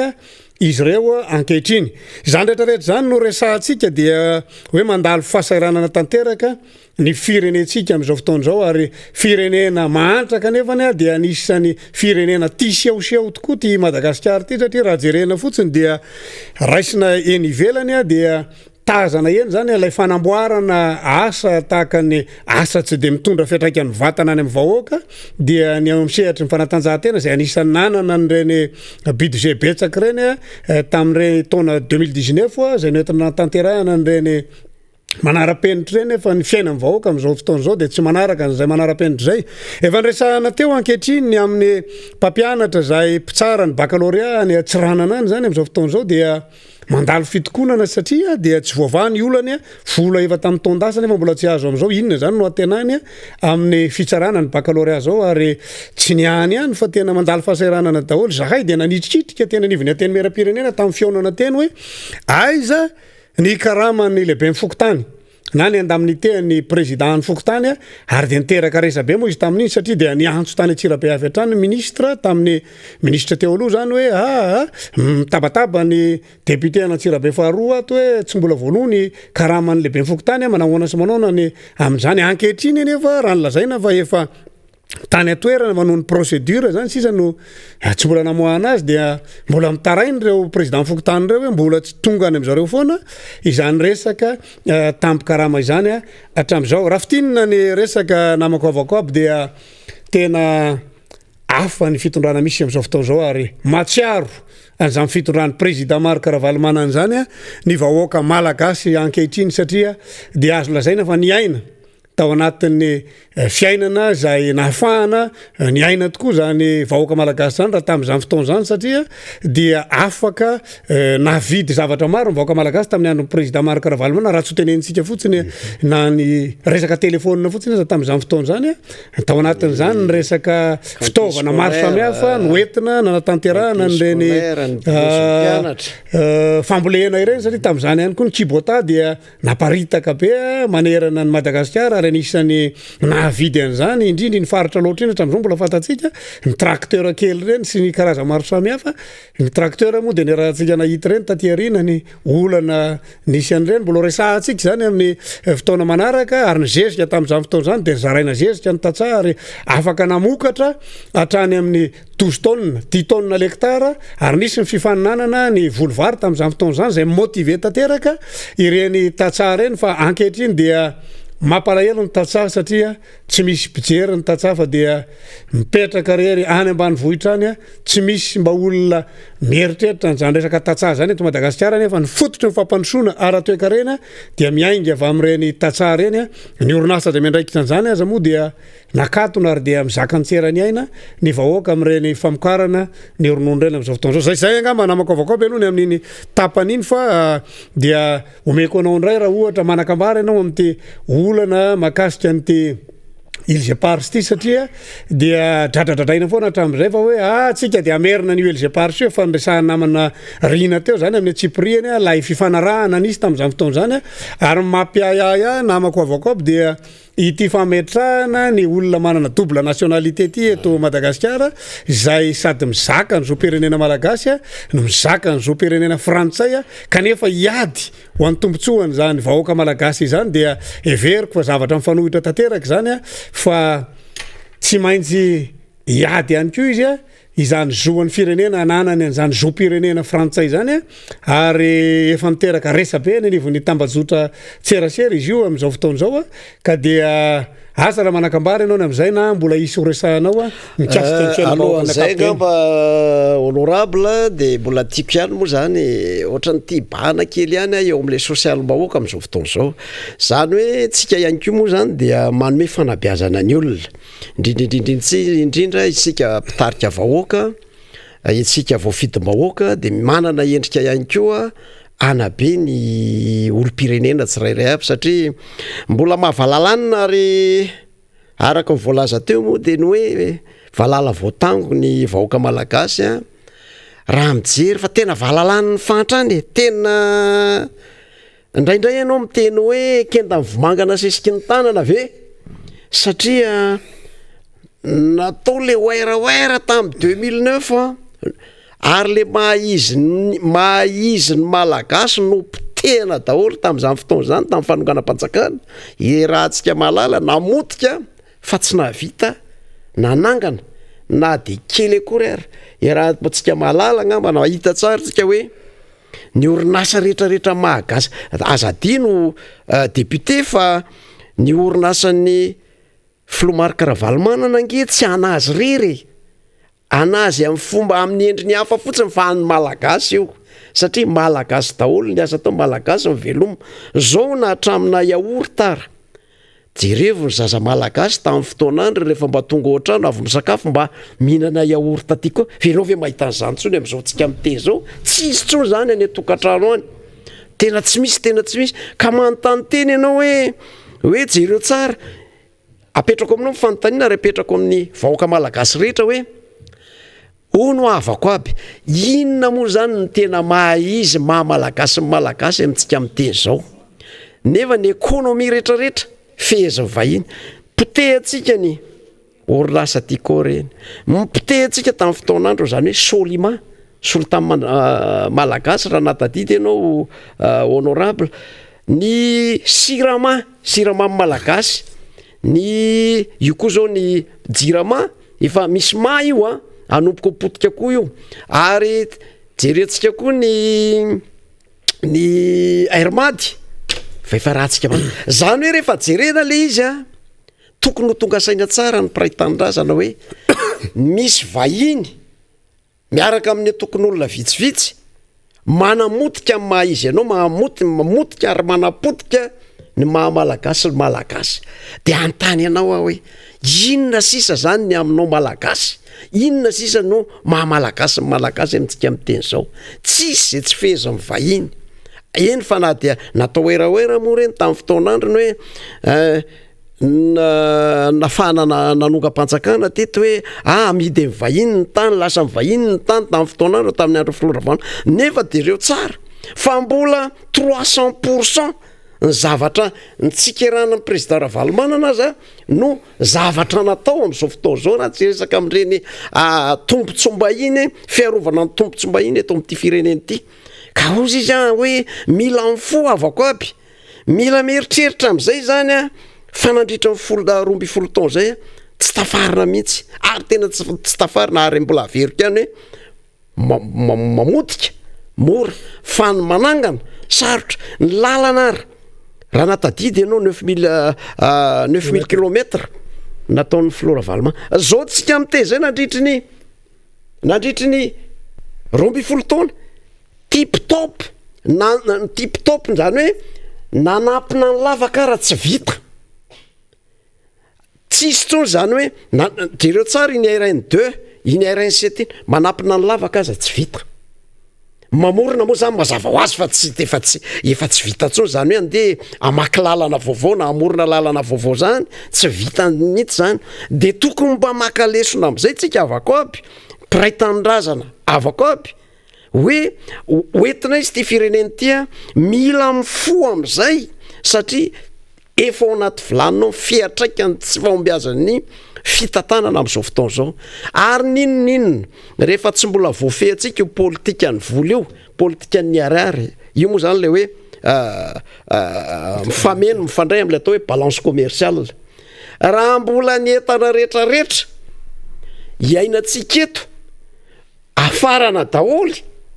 tsisy fiovana eto, fa tokony mifanohatra hoe ny entana farana kely de kely no ny entana ahondrana. Ary tamin'ny androny Floravalmanana tsika tena nahavita nanondrana entana be de be naka ny velany raha tsy resaka fotsiny zao tamin'ireny raha natadidy honorable ny agoa fotsiny zao, ny resaka agoa, ny resaka zone France zany namelona olona be de be ary nisy nahazo tombontso be mihitsika tao anatin'izany. Ino moa rahantsika nalala izy iny tsy tafaverina tsony satria noho ny antony ny fanonganam-panjakana de voasasy tsy tafaverina tsony reny ny resaka agoa teto amin'ny tany sy ny firenena, de ozy izy hoe hoaiza zany tsika zao, manakatenana ve anao am'izao fitondrana zao, valiny moa mazava ho azy de tsisy zavatra azonao antenana tsony fa ny any ny tegniko amin'ny mpiray tanindrazana de hoe ndao ifanome tanana eny fotony, andao ifampijery miaingy ny fotony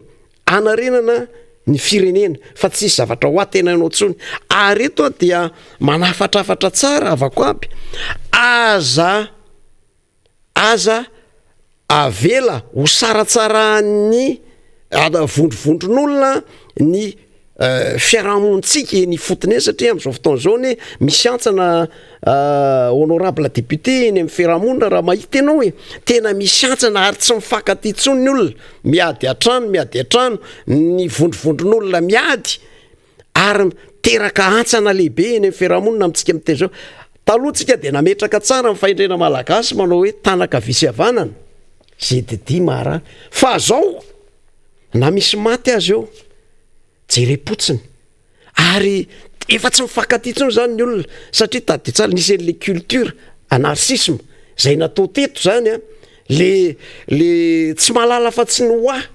ary rahantsika malala zao république anarchika zao zany tady tsara fa tena namboly toetsaina ianao mahita tsara am'izao fotoana zao tsy mifampatoko ny olona na inona ary miady atrano ny olona eny amin'ny fokotany rehetrarehetra eny, ny sasany mena ninona tsinjo vatsinjo fameno, sasany tsy mena fa hoe tsy namany reny, ary amintsika miteny zao eny angonongonona daholo ny karatra eny fotony eny, ngamba ianao mahita tsara amin'ny faritra Tsirabe angonongonona aby ny karatra de angonongonona daholo le manao baty saheran'ny fokotany de angonona to hoe mena ny zao nareo fa zay tsy mamavita baty zay tsy angonona ny karatra ny tsy mahazo.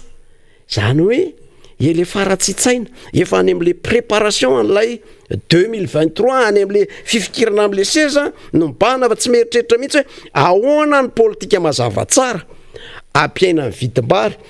za mino fa any am' janvier tia eto honorable fa tody any am' 10,000 vary io amintsika miteny zao tonga 10,000 io anahoana ny fiainany mpiarabelona raha zao tsisy politika mazava tsara hoe inona ny ady atao amin'ny fiakaran'ny vidim-piainana ka manahirakirana ihany izy ty satria amitianako azy zany de ny zavatra anankiray misy fahendrentsika malagasy miteny hoe rehefa mety ny atao de maninona moa le izy ina moa toan'izay présidente hoe tsy boboka azy mampidi-drano-ketsa fa rehefa tsy mety ny atao de maninona moa ny foza raha mamaky talaka moa mamaky talaka ka za zany mahita hoe nanomboka tamin'ny fanonganam-panjakana za mahita fa ohatrany tsy nahita ntsony fitahina teto amin'ity fireneny ity fa loza amina tambo isanandro sisy lany jereo tsara ty raha tsy resaka fanolanan-tsasa jerenao tsara amin'ny eno amanjera mahita ianao miady atsy miady ero jereo koa tony renim-pianakaviana manidy tranony zana mandritra firantsa tia nefa manomboka simba ny sain'ny olona tsisy fitahina ntsony eto amin'le firenena ino moa raha nahiditsika tamin'ny jour d'investiture hitanao tsara ngamba tsisy moa iny serment sans bible ngamba zay ngamba no mahateny azy de mahita fa ohatrany misy fiokona ka rehefa misy fiokona zany ny firenena anankiray ny tena olona resy lahatra ny filazantsara de mahita mba misy tenin'Andriamanitra zay mba avakiko ihany ao amin'ny déontolonomie ao toko fa 7 andiny 5 ka hatramin'ny 5 ao honorable député fa ohatrany tomsio daholo zany zavatra rehetrarehetra lazain'ny filazantsara masina zany na ny evanjely masina zany ka ozy izy hoe mila mitraka mila mijoro isika mianakavy ary mifammetanana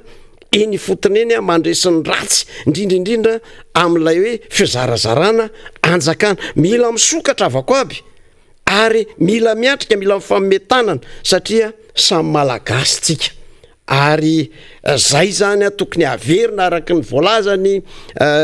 ny mpanetana teto hoe mila ny kolotsaina ny eny olona mila miverina ny kolotsaina mahamalagasy satria ny firenena mandroso matahiry n'izay kolotsaina n'izay daholo hoe trano tsy misy avaratra zay tsy mahalena tsy alofana tanaka visy avanana zay didi maharary mila mifampijery na de atao aza hoe nisy ny fambolena zany toetsaina zany samy makao azy teto nandritran'ny 12 taona de tokony mila manarintsika satria firenetsika ty firenena mamitsika ty avako aby mila manarina satria ny olona tsy meny atsika ary verenako leo am'le hoe mahakasika an'reto nosy zany zay iadina zany amin'ny frantsay reto zany de za zany honorable tsy manam-panantenana am'zany satria zao ahoana moa za de manana double nationalité araky ny voalazanao to efa voavalinao ihany izy hoe olo frantsay ve tsy hiaro ny tompontsoan'ny frantsay sarotra be zany nefa izy olo frantsay zay mahasadasada manatsoratra n'lay hoe miady ho an'ny ilzepars nefa ianao frantsay ihany satria mizaka ny zopirenena frantsay ka ambava omana apo mieritreritra fa dia mila mieritreritra tsara ny olo-pirenena tsirairay ary mila manabe ny zanaka satria raha ohatrohatry ny tenika ireny fanabiazana oza hoe culture anarsisy mireny no lovain'ny zanaka raha pitso afaka pitso lovain'ireo belelokely reo satria ireo afaka 10 taona de hitondra n'ity firenena ity afaka 10 taona de hoaiza ity firenena mamitsika ity misaotra ny namana avako aby ary amaramaranana ny fandraisam-pitenenana amin'ny raha lasy satria fotoana manapetra mbola misy ny famitinana zay hitondran'ny namana rina sy namana faniry ny famaranana ty fandarana ity dia tiako ny miverina kely amin'ny resaka tena anivony teny mera-pirenena zay fanontaniana tsy voavaly mihitsy hatramin'izao dia tsy vitan'ny gouvernemanta mihitsy moa namaly azy dia nikasika ny mangarara eto amin'ny firenena dia nitatitra momba ny vola zay nampiasana ny Covid-19 zay nandalo teto amin'ny firenena ary nambaranao teo moa fa dia maro ny firenena zay nandalo an'izany fa raha jerena Madagasikara manokana raha hain'ny mpitondra no nanararoatra mihitsy raha izany fisiny izany tamin'ny fahazahoantsika vola be avy anapitan'ny ranomasina dia tokony ho hita taratra teo anivony zany fitantanana izany fampiasana ny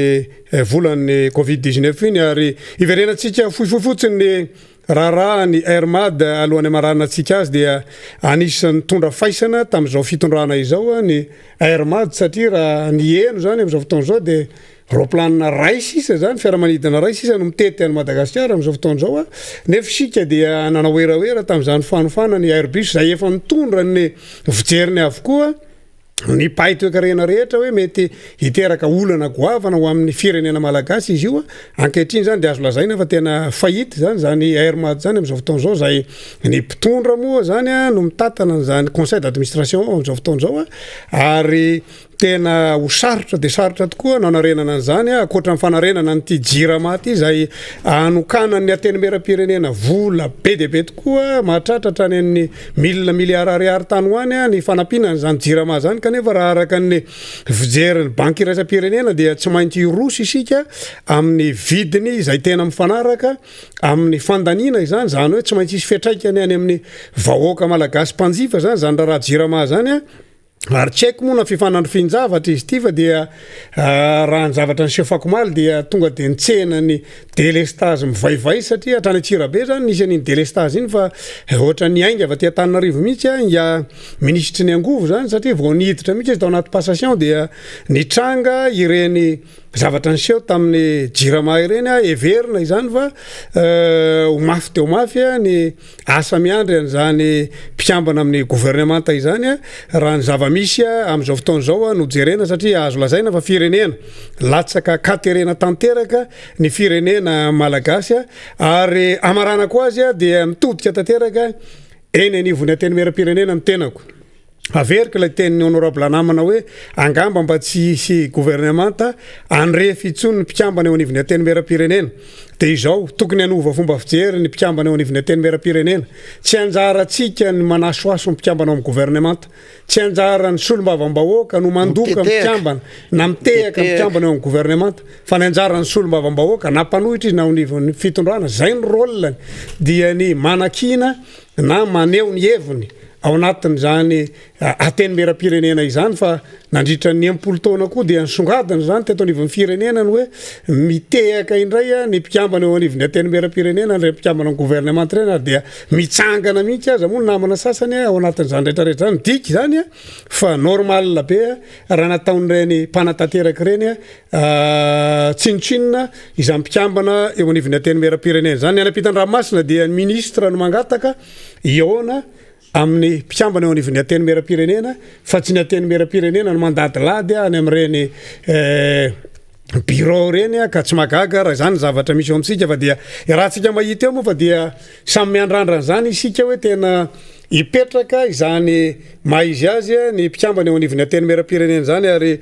voavaly sady ihany koa moa zany ny etaetan'ireo mpikambana teo anivony ateny mera-pirenena zay nieritreritra fa ho betsaka mpikambana ao anatin'ny gouvernemanta satria betsaka nandefa CV kanefa raha fahitana azy zao dia ray sisa no miangana zany ny ao anatin'izany gouvernemanta vaovao zany ka dia sasana angy samy manany azy reo fa dia eo tsika mahita izy fa dia mametraka ny veloma mandra-piona mandra-pitafa amintsika rehetra ny tena koa satria dia veloma manao ny soa ho asoavina veloma manao ny tsara ho tsarona mbola iverina teo any zay sy ny namako avako aby hitondra ny fanadiadiana maro ndray mahakasika raharaha mafampana eto anivon'ny firenena fa dia zay aloha ny tapany be noho ny herany zay ny silany tsy atakalony manontolo mametraka ny veloma mandra-pitafa ho amintsika rehetra mpanaraka ity fandaharana miara-manonja mamitsika ity indray veloma tompoko lahy makasitraka tompoko vavy dia ombako manana moa zay fanaovam-beloma ny honorable izay a dia mifahofatanana ho atsika rehetra iny afaritry mandreky enieny iny a iny matsinjo iny a iny andranobe iny ary iny talatanandrakiby iny a zay eo ampanomanomanana ihany ko tsika moa zany ao anatin'ny zakaben'ny sekolealady a dia mirary ny sosony tsara rehetra ho anareo a iny andranobe iny ihany ko fa mbola ho avy moa ny andihany voalohany moa zay zany a fa mbola betsaka ny tiana ho resahany eto a mbola iresaky tsika n'zany atao hoe plan Marshall zany a ny ijery ihany ko tsika makasika an'ity vany ity a vidina lavany any amin'ny faritra varany iny satria manana pirofo malalaka tsara ary manana pirofo marina am'izany zay ny fivarotana azy a eo amin'ny sehatra iraisam-pirenena nefa ny fividianana azy zay tena mahatonga ny olona farahidiny amin'ny faritra varatra iny a de mbola resahana eto amin'ny manaraka satria tsy ny any atsimitsony ny kerefa I Madagasikara manontoloka dia veloma aby nareo avako aby veloma ny any atokantrano any a ho aminareo mandrakariva ny fiadanana makasitraka nareo mirahalahy eto amin'ny plateau veloma tompoko eny ary de misaotritsika zany a ny solomavomboaka ny Madagasikara député José sy ny député Michel député José dia voafidy tao amin'ny district Antsirabe faharoa zay filohan'ny vondrona parlementaire tiako Madagasikara ny député Michel dia voafidy tao amin'ny district Antsirabe voalohany zany izy mirahalahy zany a no ny fandrimbona teo tena nomena vahana mihitsy mba hiresadresaka ny zava misy a araka ny fahitany ny fiainana akafibean'ny fiarahamonina eto Madagasikara sy izay resaka fitondrana ny firenena zay eto dia hiresaka am'izay tsika araka ny nambarako tery am-piandohana hoe hiresaka mahakasika indrindra ty fanapahan-kevitra no raisiny teo anivon'ny gouvernement tsika zay ny resaka indrindra ny amin'ny hoe fakatoavana didy mpanjakana zay mameno ireo teboka vitsivitsy voalaza atao anatin'ny didy mpanjakana laharana fa 7.12 tsipika 7.20 tamin'ny 5 septambra 7.12 mikasika ny gouvernoura de inona moa zany fakatoavana zany didy mpanjakana izany ary inona reo teboka vitsivitsy zay no resahana ao anatin'izany dia hovakitsika vetivetika zany teboka zany satria na izany fanazavana izany marimarina kokoa fa ao anatin'ireo fanazavana ireo no misy an'izay teboka zay resahana zay ao anatin'izany ohatra hoe ny fanomezana andraikitra ny gouvernoura amin'ny famaritana sy ny fanatanterahana ireo asa zay mifandray amin'ny fampandroana ny faritra ny gouvernoura dia mandray anjara amin'ny fanatanterahana ny politika akapobean'ny fanjakana faharoa ny gouvernoura dia mandray anjara amin'ny fanarahana ny fanatanterahana ireo projet d'investissement public na PIP sy ireo politika ara-toekarena sy ara-tsosialy ao anatin'ny politika akapobean'ny fanjakana manao tatitra any amin'ny filohan'ny repoblika prime ministre ary ireo ministra rehetra voakasika fahatelo ny faritra dia manana andraikitra mifototra indrindra amin'ny ara-toekarena sy ara-tsosialy ao amin'ny fiara-miasa amin'ireo rafitra miankina amin'ny fanjakana sy tsy miankina ny faritra ihany koa dia mitarika manome aina sy mandrindra ny fampandrosoana ara-tsosialy sy ara-toekarena ireo toerana rehetra iandraiketana manomboka eto dia mihaino tsara amin'izay tsika revoaka malagasy mikasika ireo asa fampandrosoana ataon'ny faritra sy ireo asa lehibe ankin'ny gouvernoura aminy dia miara-miasa amin'izy ireo sapan-draharaha-mpanjakana na service de concentré de l'État manaraka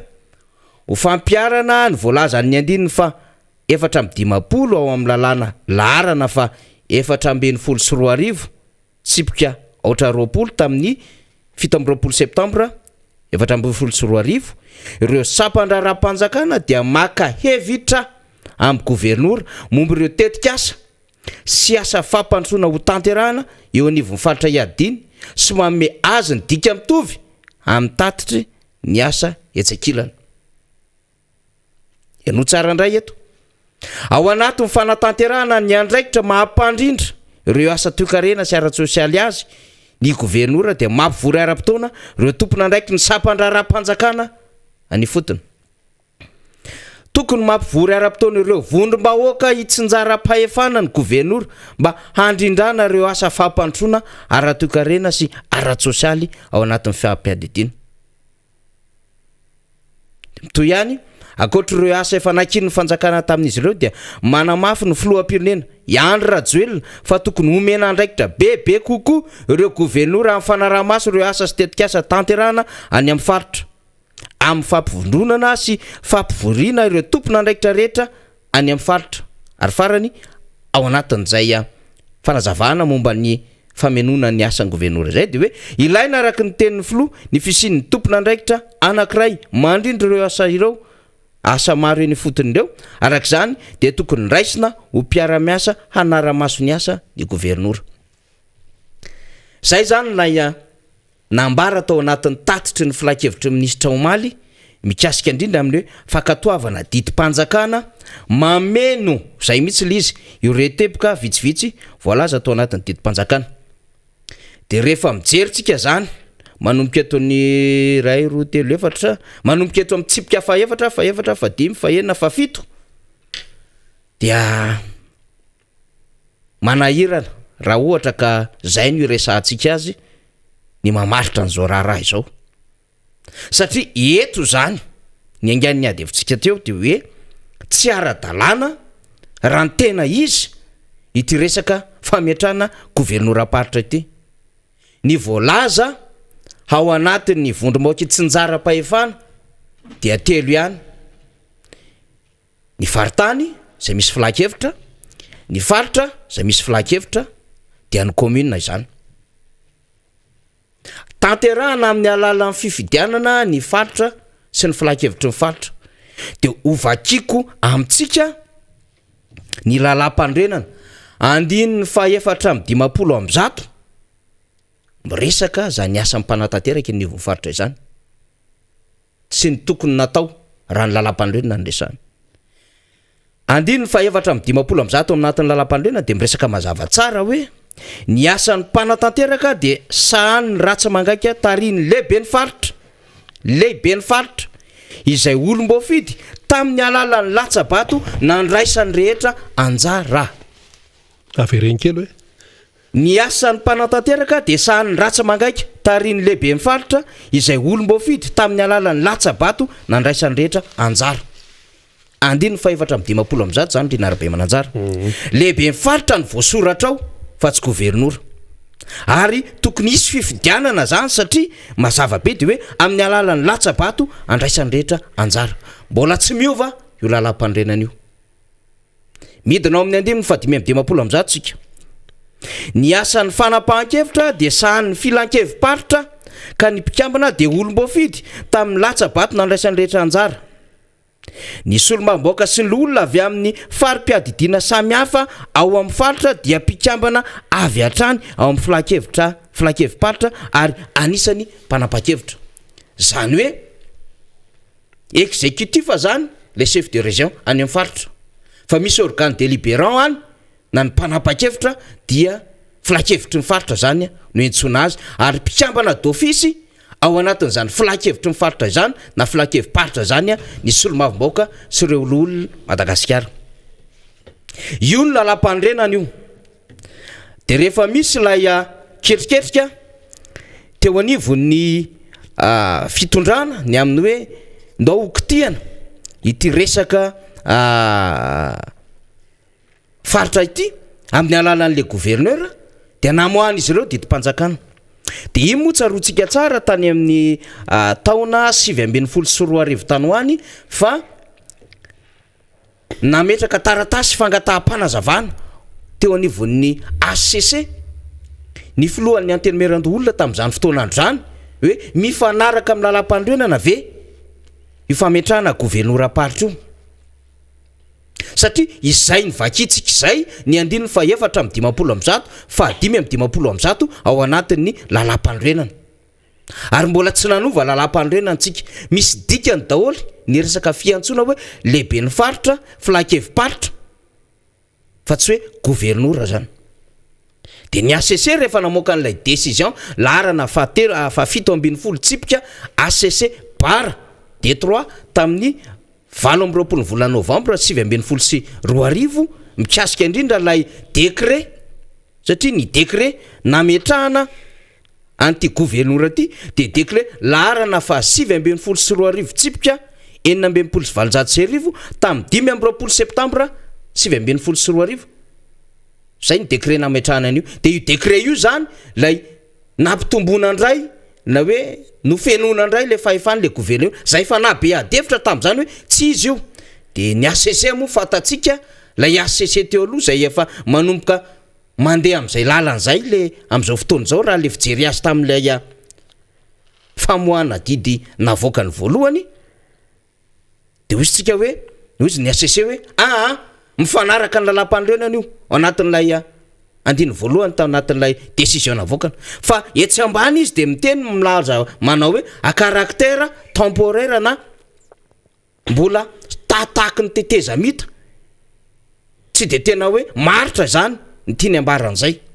fa dikan'izay de hoe tokony iverenana le texte voalohany ao anatin'ny lalam-pandrenana fa andino fa 450 sy fa 550 tokony hanatanterahana ny fifidianana lehibe ny faritra sy ny filakevim-paritra ary zay anie no nampandringa ny fifidianana olona faranteo satria tsy ampy reo collège électoraux zay tokony hanatanteraka izany fifidianana izany satria tamin'ny fifidianana tanoany amin'ny 2024 tanoany nanatanterahana an'ireo ololo Madagasikara dia nahazaka ny asika fifidianana araky ny lalàna ny mpanolotsaina sy mibeny tanàna na communal io na municipal sy mibeny tanàna fa taty aoriana de hoe tsy afaka hanatanterahana fifidianana fandroany itsony io fa mila fianona reo collège électoraux samy hafa ireo manaraka izany ny anivon'ny faritra zany sy ny varitany de nefa tsy nanao an'izay le fitondram-panjakana fa namaiky azy na de nanana fotoana ary izy tokony nanaovana zany vatany voazo ny fitondrana de tokony nanao fifidianana lehibe ny faritra izy dia namaiky azy dia nanendry gouverneur de nanara-dalana teo eo fotsiny lay teo anivon'ny ACC de ny décortiqueny nambamboariny teo lay endriky ny lalàna hifanaraka amin'ilay lalàna mifehan'izay collectivité territoriale décentralisée zay sy makasika indrindra ny lafiny lalam-pandrenana zany de izao zavatra iainantsika zao miatraika aty amin'ny taona 2024 le izy tsy mba petrapetraka le fitondram-panjakana zany nametraka an'le hoe efa nabe adevitra ty resaka gouverneur aty efa nabe adevitra ny fahefan'le gouverneur reo fa ndao mba hipetrapetraka tsika fa amafisina fotsiny aloha le fomba fiasa fa vao mainka anampitombony ray le fahefana de eto zany ny fanontaniana mipetraka amintsika Rina Rabemananjara de hoe ilay gouverneur zany raha am'izao fomba fijery azy zao ve dia gouverneur zay mbola ao anatin'lay rafitry ny vondrom-bahoaka itsinjara-pahefana ve na le collectivité territoriale décentralisée sa gouverneur zay ato anatin'lay service déconcentré de l'État zay zany fanontaniana mipetraka satria rehefa vakitsika zany manomboka hatra amin'le tsipika fahaefatra tao anatin'ilay tatitry ny filakevitry ministra amin'le hoe mameno ilay asan'ny gouverneur de hoe mikasika reo fa asa fahampandrosoana ataon'ny faritra sy ireo asa lehibe ankiny gouvernement taminy dia miara-miasa amin'izy ireo sampandraharaha-panjakana na service déconcentré de l'État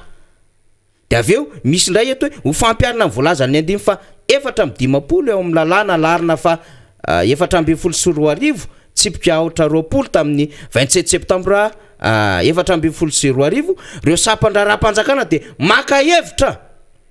amin'ny gouverneur momby ireo tetikasa sy asa fahampandrosoana ho tanterahany ivon'ny faritra iadidiny sy manome azy ny dika mitovy amin'ny taditry ny asa entsy-ankilana ore olona fa ino ny ty raha ty lasa patron zany à la fois sady CTD no service déconcentré de l'État zany ve ilay gouverneur satria raha ny tokony ho izy ny efa solo tena mpanjakany eny ny vomifaritra ny de ny préfecture na ny préfet de région hoe zay miandraikitra am'izay a resaka STD zay na service déconcentré de l'état ohatra na ny service zay miandraikitra indrindra am'lay asa zay nomeny ny fanjakana fohy be dia misy olo tenany any amin'ny faritra amin'ny alalan'ireo directeur régionaux samihafa sy ireo chef de service sy ireo ratsa mangaika miasa ny vomifaritra sy ny anivon'ny district fa ny collectivité territoriale décentralisée na vondrom-bahoaky tsinjara-pahefana de mazava faritany faritra commune de any amin'ny faritra zany misy lehibe ny faritra de misy mpanolotsay paritany ary efa nanomboka ny asa zany tamin'ny taona 2020 nitondrana Andriamatoa Marc Ravalomanana satria nisy ny décentralisation budgétaire tsarotsika tsara fa nisy filakevim-paritra teny anivon'ny faritra tamin'izany fotoana andro zany ary ireo no mivory mahalala ny filan'ilay district ao anatin'ny faritra iadidiny izy ireo hoe ny district andray ohatritsika ny district ny faritra Analanjirofo de misy district Vavatenina Fenerivatsinanana Sonerano Vongo Sainte-Marie Mananara Maroantsetra ohatra zay rahatsika zay inona ao anatin'ilay filany io faritra io amin'ny district ireo no mety asa angana isin'izay fampandrosoana zay ngely anton'le décentralisation ary zay ny voalaza ny constitution décentralisation effective fampandrosoana fitsinjaram-pahefana tena izy no nambarany constitution zay nambarany constitution de anjarany eny anivon'ny faritra sy ny filakevim-paritra ma organe délibérant azy no mandinika ny hoe reto arakaraka ny desiderata eny anivon'ny district ny hoe inona ny zavatra maika isiny zay fampandrosoana an'izay de mba mandinika izy de mba mivory izy de manapa-kevitra izy fa tsy aty amin'ny fanjakana fohy be akory de hanao teny midina hoe reto ny zavatra ataonareo zay tsy malala ny zava-misy any de efa novainy zany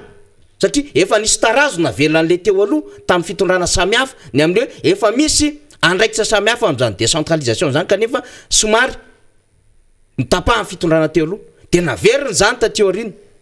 ary samy niezaka an'izany na ny autonomie de province na ity resaka décentralisation nataon'Andriamatoa Marc Ravalomanana ty de nisy ilay décentralisation budgétaire de mba nanana PRMP ny teny anivon'ny faritra de mba misy organe délibérant de mijery reto no zavatra tokony ataonay amin'ny fampandrosoana le firenena atao aminay fa eto zany tsika zany de mijery hoe inona zany zao ity asa omenan'ny gouverneur tena hovesarana andraikitra mafy be le gouverneur zany hoe raha misy zavatra zany zay hitan'ireo sapandraharam-panjakana dia maka hevitra any amin'ny gouverneur izy aloha am'izay tetika asa ataony ary manao tatotra ihany ko dika mitovy zany zavatra manahirana mieritreritra n'izany zavatra zany hoe tokony afaka mazava tsara le izy de lasa manana fahefana tsy refesy mandidy le gouverneur am'izay fotoana zay lasa manana an'izay andraikitra zay mifanitsaka am'ilay préfecture zay na le préfet de région zay koa le gouverneur am'izay fotoana andro zay satria raha ny tokony izy raha tena mipetraka tsara le décentralisation effective lay fifidianana ny faritra sy ny filakevim-paritra dia ny préfecture no manao ny contrôle ny légalité amin'ny asan'izy ireo raha any amin'ny commune dia ny district na chef district zay solo tena mpanjakana no manao ny contrôle légalité amin'ny fanapahan-kevitra raisin'ny commune sy ny filakevitra zay le izy de raha mijery am'izao zany tsika dotsika ino ty fampanitsahana andraikitra ataony ny fitondram-panjakana ty manana matehitely le fitondrana hoe de tena tsy maintsy misy asa ataony le gouverneur izy ny mandrindra izy ny mandamina fa zao mba araky nefa nanitsaka lalam-pandroany le raharaha mbola nampivesarana andraikitra ary natao karazany fahefana tsy refesy mandidy any amin'ny faritra le gouverneur ary matanjaka le fahefana io moa zany mety verina amin'le teniny avako aby sy député José teo le ny calcul rehetra tompo lasy tompo vavy ataon'ity fitondram-panjakany ity dia mifantoka daholo any amin'ny fifidianana 2023 ny fanendreny olona manomboka eo anivon'ny gouvernemanta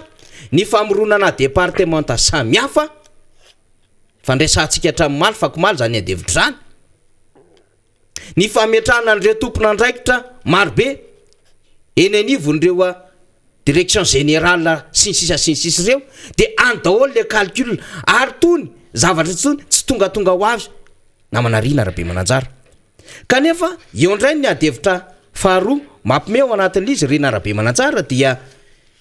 ny organigrammany zay napetraka eny anivon'ireo gouverneur régional reo tamin'ny 7 dia mavesatra zany satria efa nanomana organigramme fanaraka amin'izay fanendrena gouverneur zay ihany koa ny fitondram-panjakana misy direction marobe koa ao anatin'izany dia eo le tenentsika hoe inona no fandaminana eo anatrehany zany rehetrarehetra zany ahoana no ahafahana gouverneur mametraka tena hoe fandaminana asa eo amin'le rafitra tantaniny atao anatin'ilay gouverneur sy lay service de concentré de l'état zay manao ny asa ny fanjakana zay efa tokony misy andraikitry ny fanjakana solo tena mpanjakana manara-maso io zany fa tsy tokony hitsabahany eo anivon'ny gouverneur zany very daholo zay efa akiatsika rehetrarehetra nanomboka tany any républicaine fandimby kefa mba nanomboka nanana an'izay tsirom-panantenana zay ny olona avy any amin'ny faritra zay nge mahatonga ny olona avy any amin'ny faritra miteny mitabataba hoe ny volanay lasanareo hoe ny arena ty aminay tena mamokatra sy manao zay tena fampandrosoana zahay ary mahita hoe zao ny ampandrosoana aminay fa zao miverina any amin'ny central aloha izy zay vo tonga ty aminay dia io le adevitra mandeha amin'izao fotoana zao lasa misy an'ilay centralisme na-pouvoir le izy na fampivangongona fahefana satria zay nambaran'le fanazavana rina rabe mananjara hoe ny filoham-pirenena zany dia nanamafy tokony omena andraikitra bebe kokoa re gouverneur fangara tokony omena andraikitra bebe kokoa ny gouverneur dia anitsaka lalàna fa maninona manao an'izany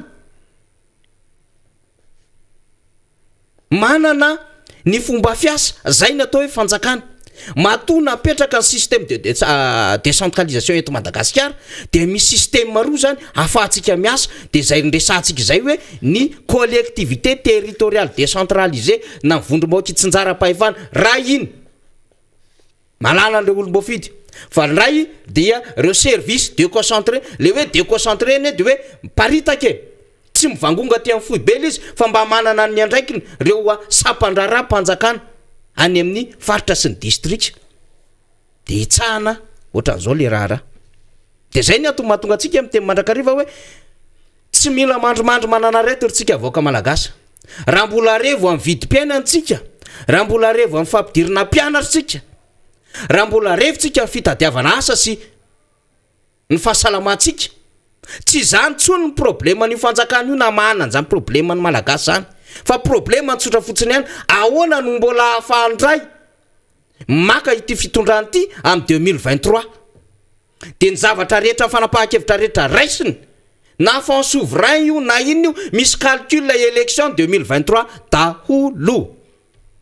dia anjara mivaoka malagasy no mandinika amin'izao fotoana izao hoe mety aminy sa tsy mety aminy fomba hitantanana azy amin'izany lafin-javatra zany fa mahavariana antsika rina rabe mananjara dia hoe aiza le manam-pahaizana malagasy tsisy miteny manoloana n'izao fanapotehana firenena zao aiza lay mpahay lalàna malagasy tsisy miteny eo anatrehany trangan-javatra mahazo amin'ny firenena amin'izao fotoana izao manaitra moa misy ihany lanceur d'alerte misy ihany no miteny ohatrantsika samy tsikera fa zao ny akoatran'izay tokony hiteny dia mangina na juriste io na constitutionnaliste sy ny sisa dia samy mangina daholo satria inona ny antony anjarany tsirairay mamaly an'izany mety tahotra ho an'ny fitondrana ve mety ihany koa ve efa leo ka leo manakombombava dia rehefa manjaka zany ny tsy fankatoavan-dalàna sy ny fanitsahana lalàna dia fanjakany baroa no misy amin'izay fotoana izay de zay le tenenantsika hoe zao zavatra oatra zao kosa mody asisika moramora anatin'le filakevitry ministra lizy ao anatin'lay kafoiaziny le resaka gouvernement hoe terena metra-pialana hony to tsy mahazo miditra bra hony le ministra sy ny staffny de mandeha lay raha samy hafa eny anivon'ny gazety sy ny réseaux sociaux eny de misavosavoritaka eo fa mipotra ho azy itony ditim-panjakana mameno ny teboka itony raha zany zany hoe efa nasaina ny zara niveleuse sy resaka iny ty moa zany traxa sy ny sisa zany lay gouverneur efa nasaina mijery ny fiakaran'ny vidim-piainana de mba samy manao communication le gouverneur dia voatazona tsy de atahorana le vidim-piainana taty fa ohatrohatran'izao de hitondra ohatra atsika zao ny azao mba fantatry ny fitondrana fohy be ve zao zava-misy any amin'ny faritra samy hafa zao satria ny zavatra tsara ho fantatra mankony de hoe mba tsy ilazana satria izay manko ny olana kely any raindray mieritreritra le fitondram-panjakana fa izy mahay an'le raharaha de isika tsy mahay an'le raharaha satria natao mpitazana fotsiny de ho averintsika eo ny kabariny rehefa aveo hoe tsy mananjo haninina enotsika rehefa aveo fa rehefa mandingiksika misy toerana ne tena efa tsy tafavoaka tsony le fiainan'le vahoaka any am'izany commune rural androndrona zany raha tsy haitsika misy an'zany de amaran-tsetra misy an'zany lalana atongotra miazo makaty amandry tsara zany Rina Rabe Mananjara mivoaka amin'ny mifatra Sofia iny zany maro an-tsetra mahazo any Renisaika de any miodina Morafeno sy Ambodimanga ny Rantabe de tonga any Androndrona de rehefa any Androndrona zany di tongotra ny andehanana am'zany na moto fa ny tompo lasy tompo vavy 15,000 ariary ny litatry ny menaka vary fotsy 700 ariary ny kapoka siramamy 2,000 ariary ny kapoka atrany amin'ny ciment misy miteny 130,000 ariary ny gonina ciment fantatry ny vavo fantatry ny fitondram-panjakana ve zany fa ty famenona andraikitra ho an'ny gouvernora sy fametrahana olona namanamana sy ny namany ary moa tsy fatankory le olona tendreny fa midona amin'ny poto vao vata vao manendry fatany ve ny fijaliany vaoka malagasy ohatran'izany ny teneniny avako aby teo hoe zao ny fiakaran'ny vidim-piainana ny fanafody ety de hitantsika moa zay afitsika le ministra mivarotra vaovao sy ny fanjifana na mba apidina amin'ny fanjifana vaoka malagasy na mbola idona amin'ny poto ihany le vaoka malagasy fa miteny an'izany tsika de tsika hoe efa tsy rariny akeo ny zava-misy am'izao fotoana zao mba araka nefa manitsaka lalam-pandrena nareo mbola mikitika fahefana sy mampitombo fahefana any am'izay sy tokony ikitiana azy na hampitomboana azy de misubira sy victime zany miantraika sy voa anatin' zany rehetrarehetra zany le vaoka malagasy nareo moa tsy mirarahan'le firenena tsony satria efa mety aminareo ny stade ny statut misy anareo efa ministra efa prime ministre efa filoham-pirenena de efa mba misoratra ao anatin'ny taratasy zany sy ny boky ny journal officiel efa fantatry ny taranaka-reo ny statut anareo zany nareo koa efa mizohira ny avantage be da be tsy mitovy an'le vahoaka mitrongo vohomana isan'andro fa mihinan-kanina afaka mandeha any amin'ny grande surface aterina 4-4 ny zanakareo ny vadinareo nareo de afaka mahavity tany amina 4,000 mètres carrés de afaka manao fifanana hoe manangana espace misy piscine ny rehetrarehetra mis'investir afaka manao vacances any Maurice na ny La Réunion nosy Belleville afaka mandeha any Dubai zay tianareo atao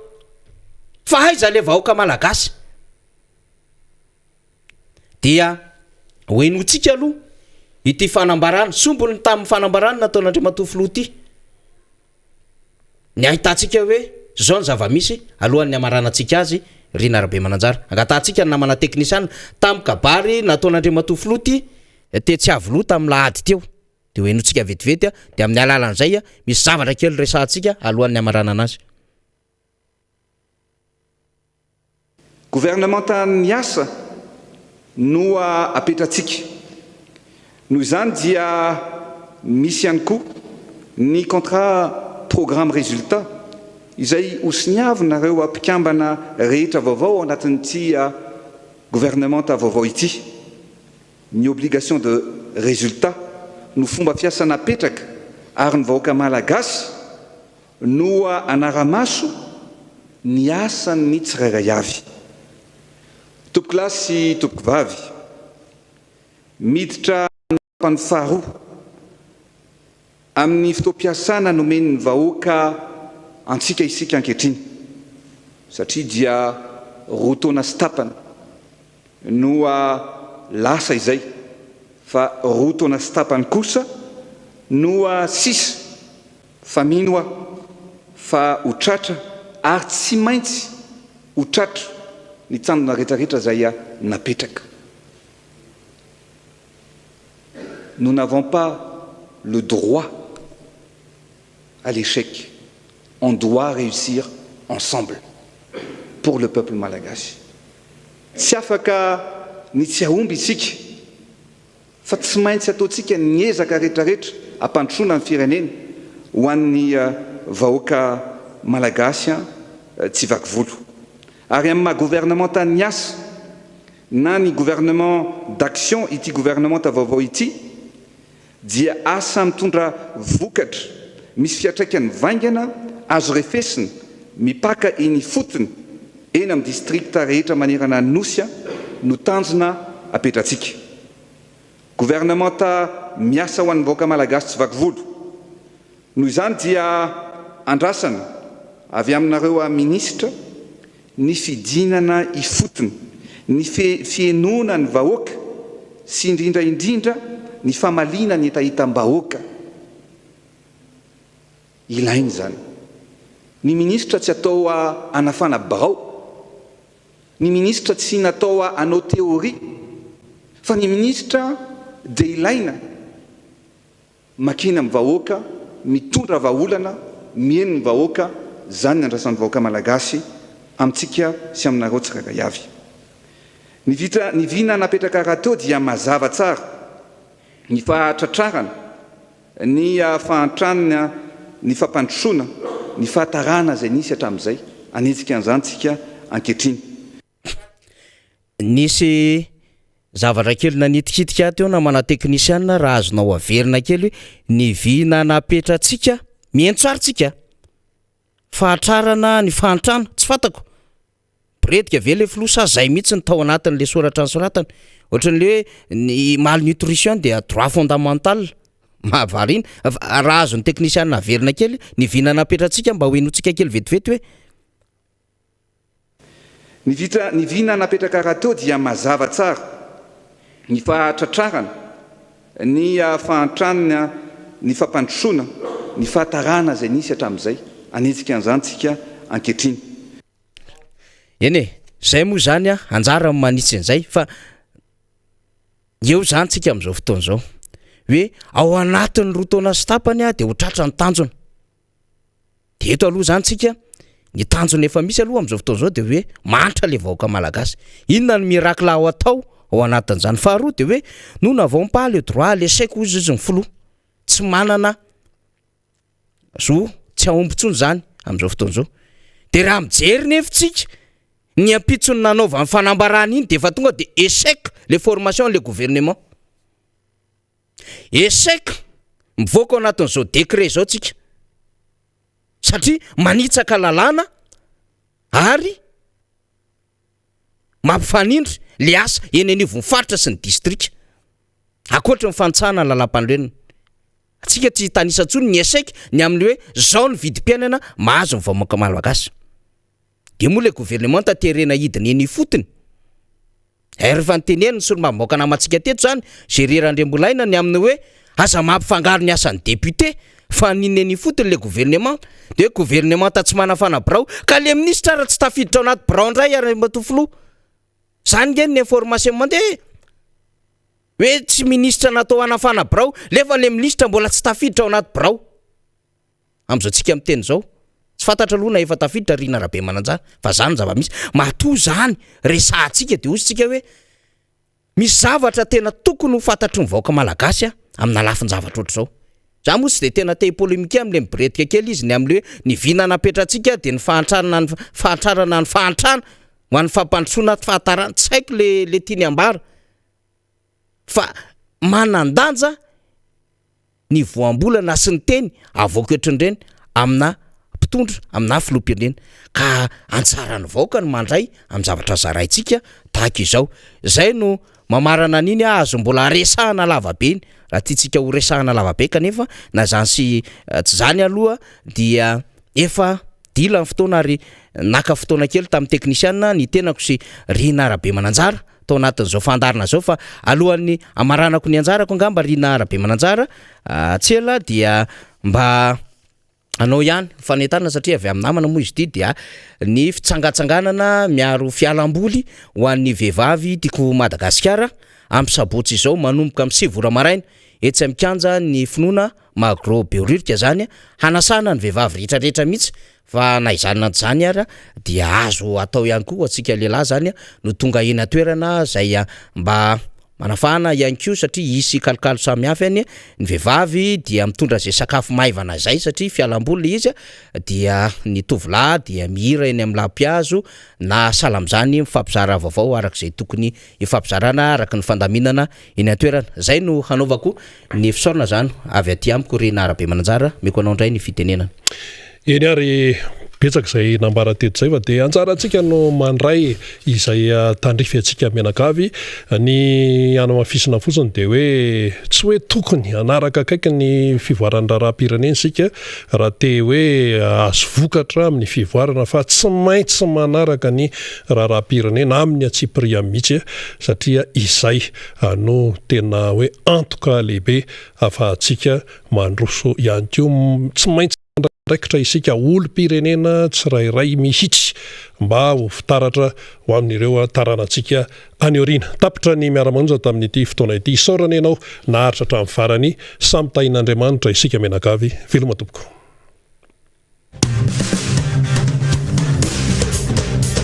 Le fianaratsoa ity anary kopo kely hoe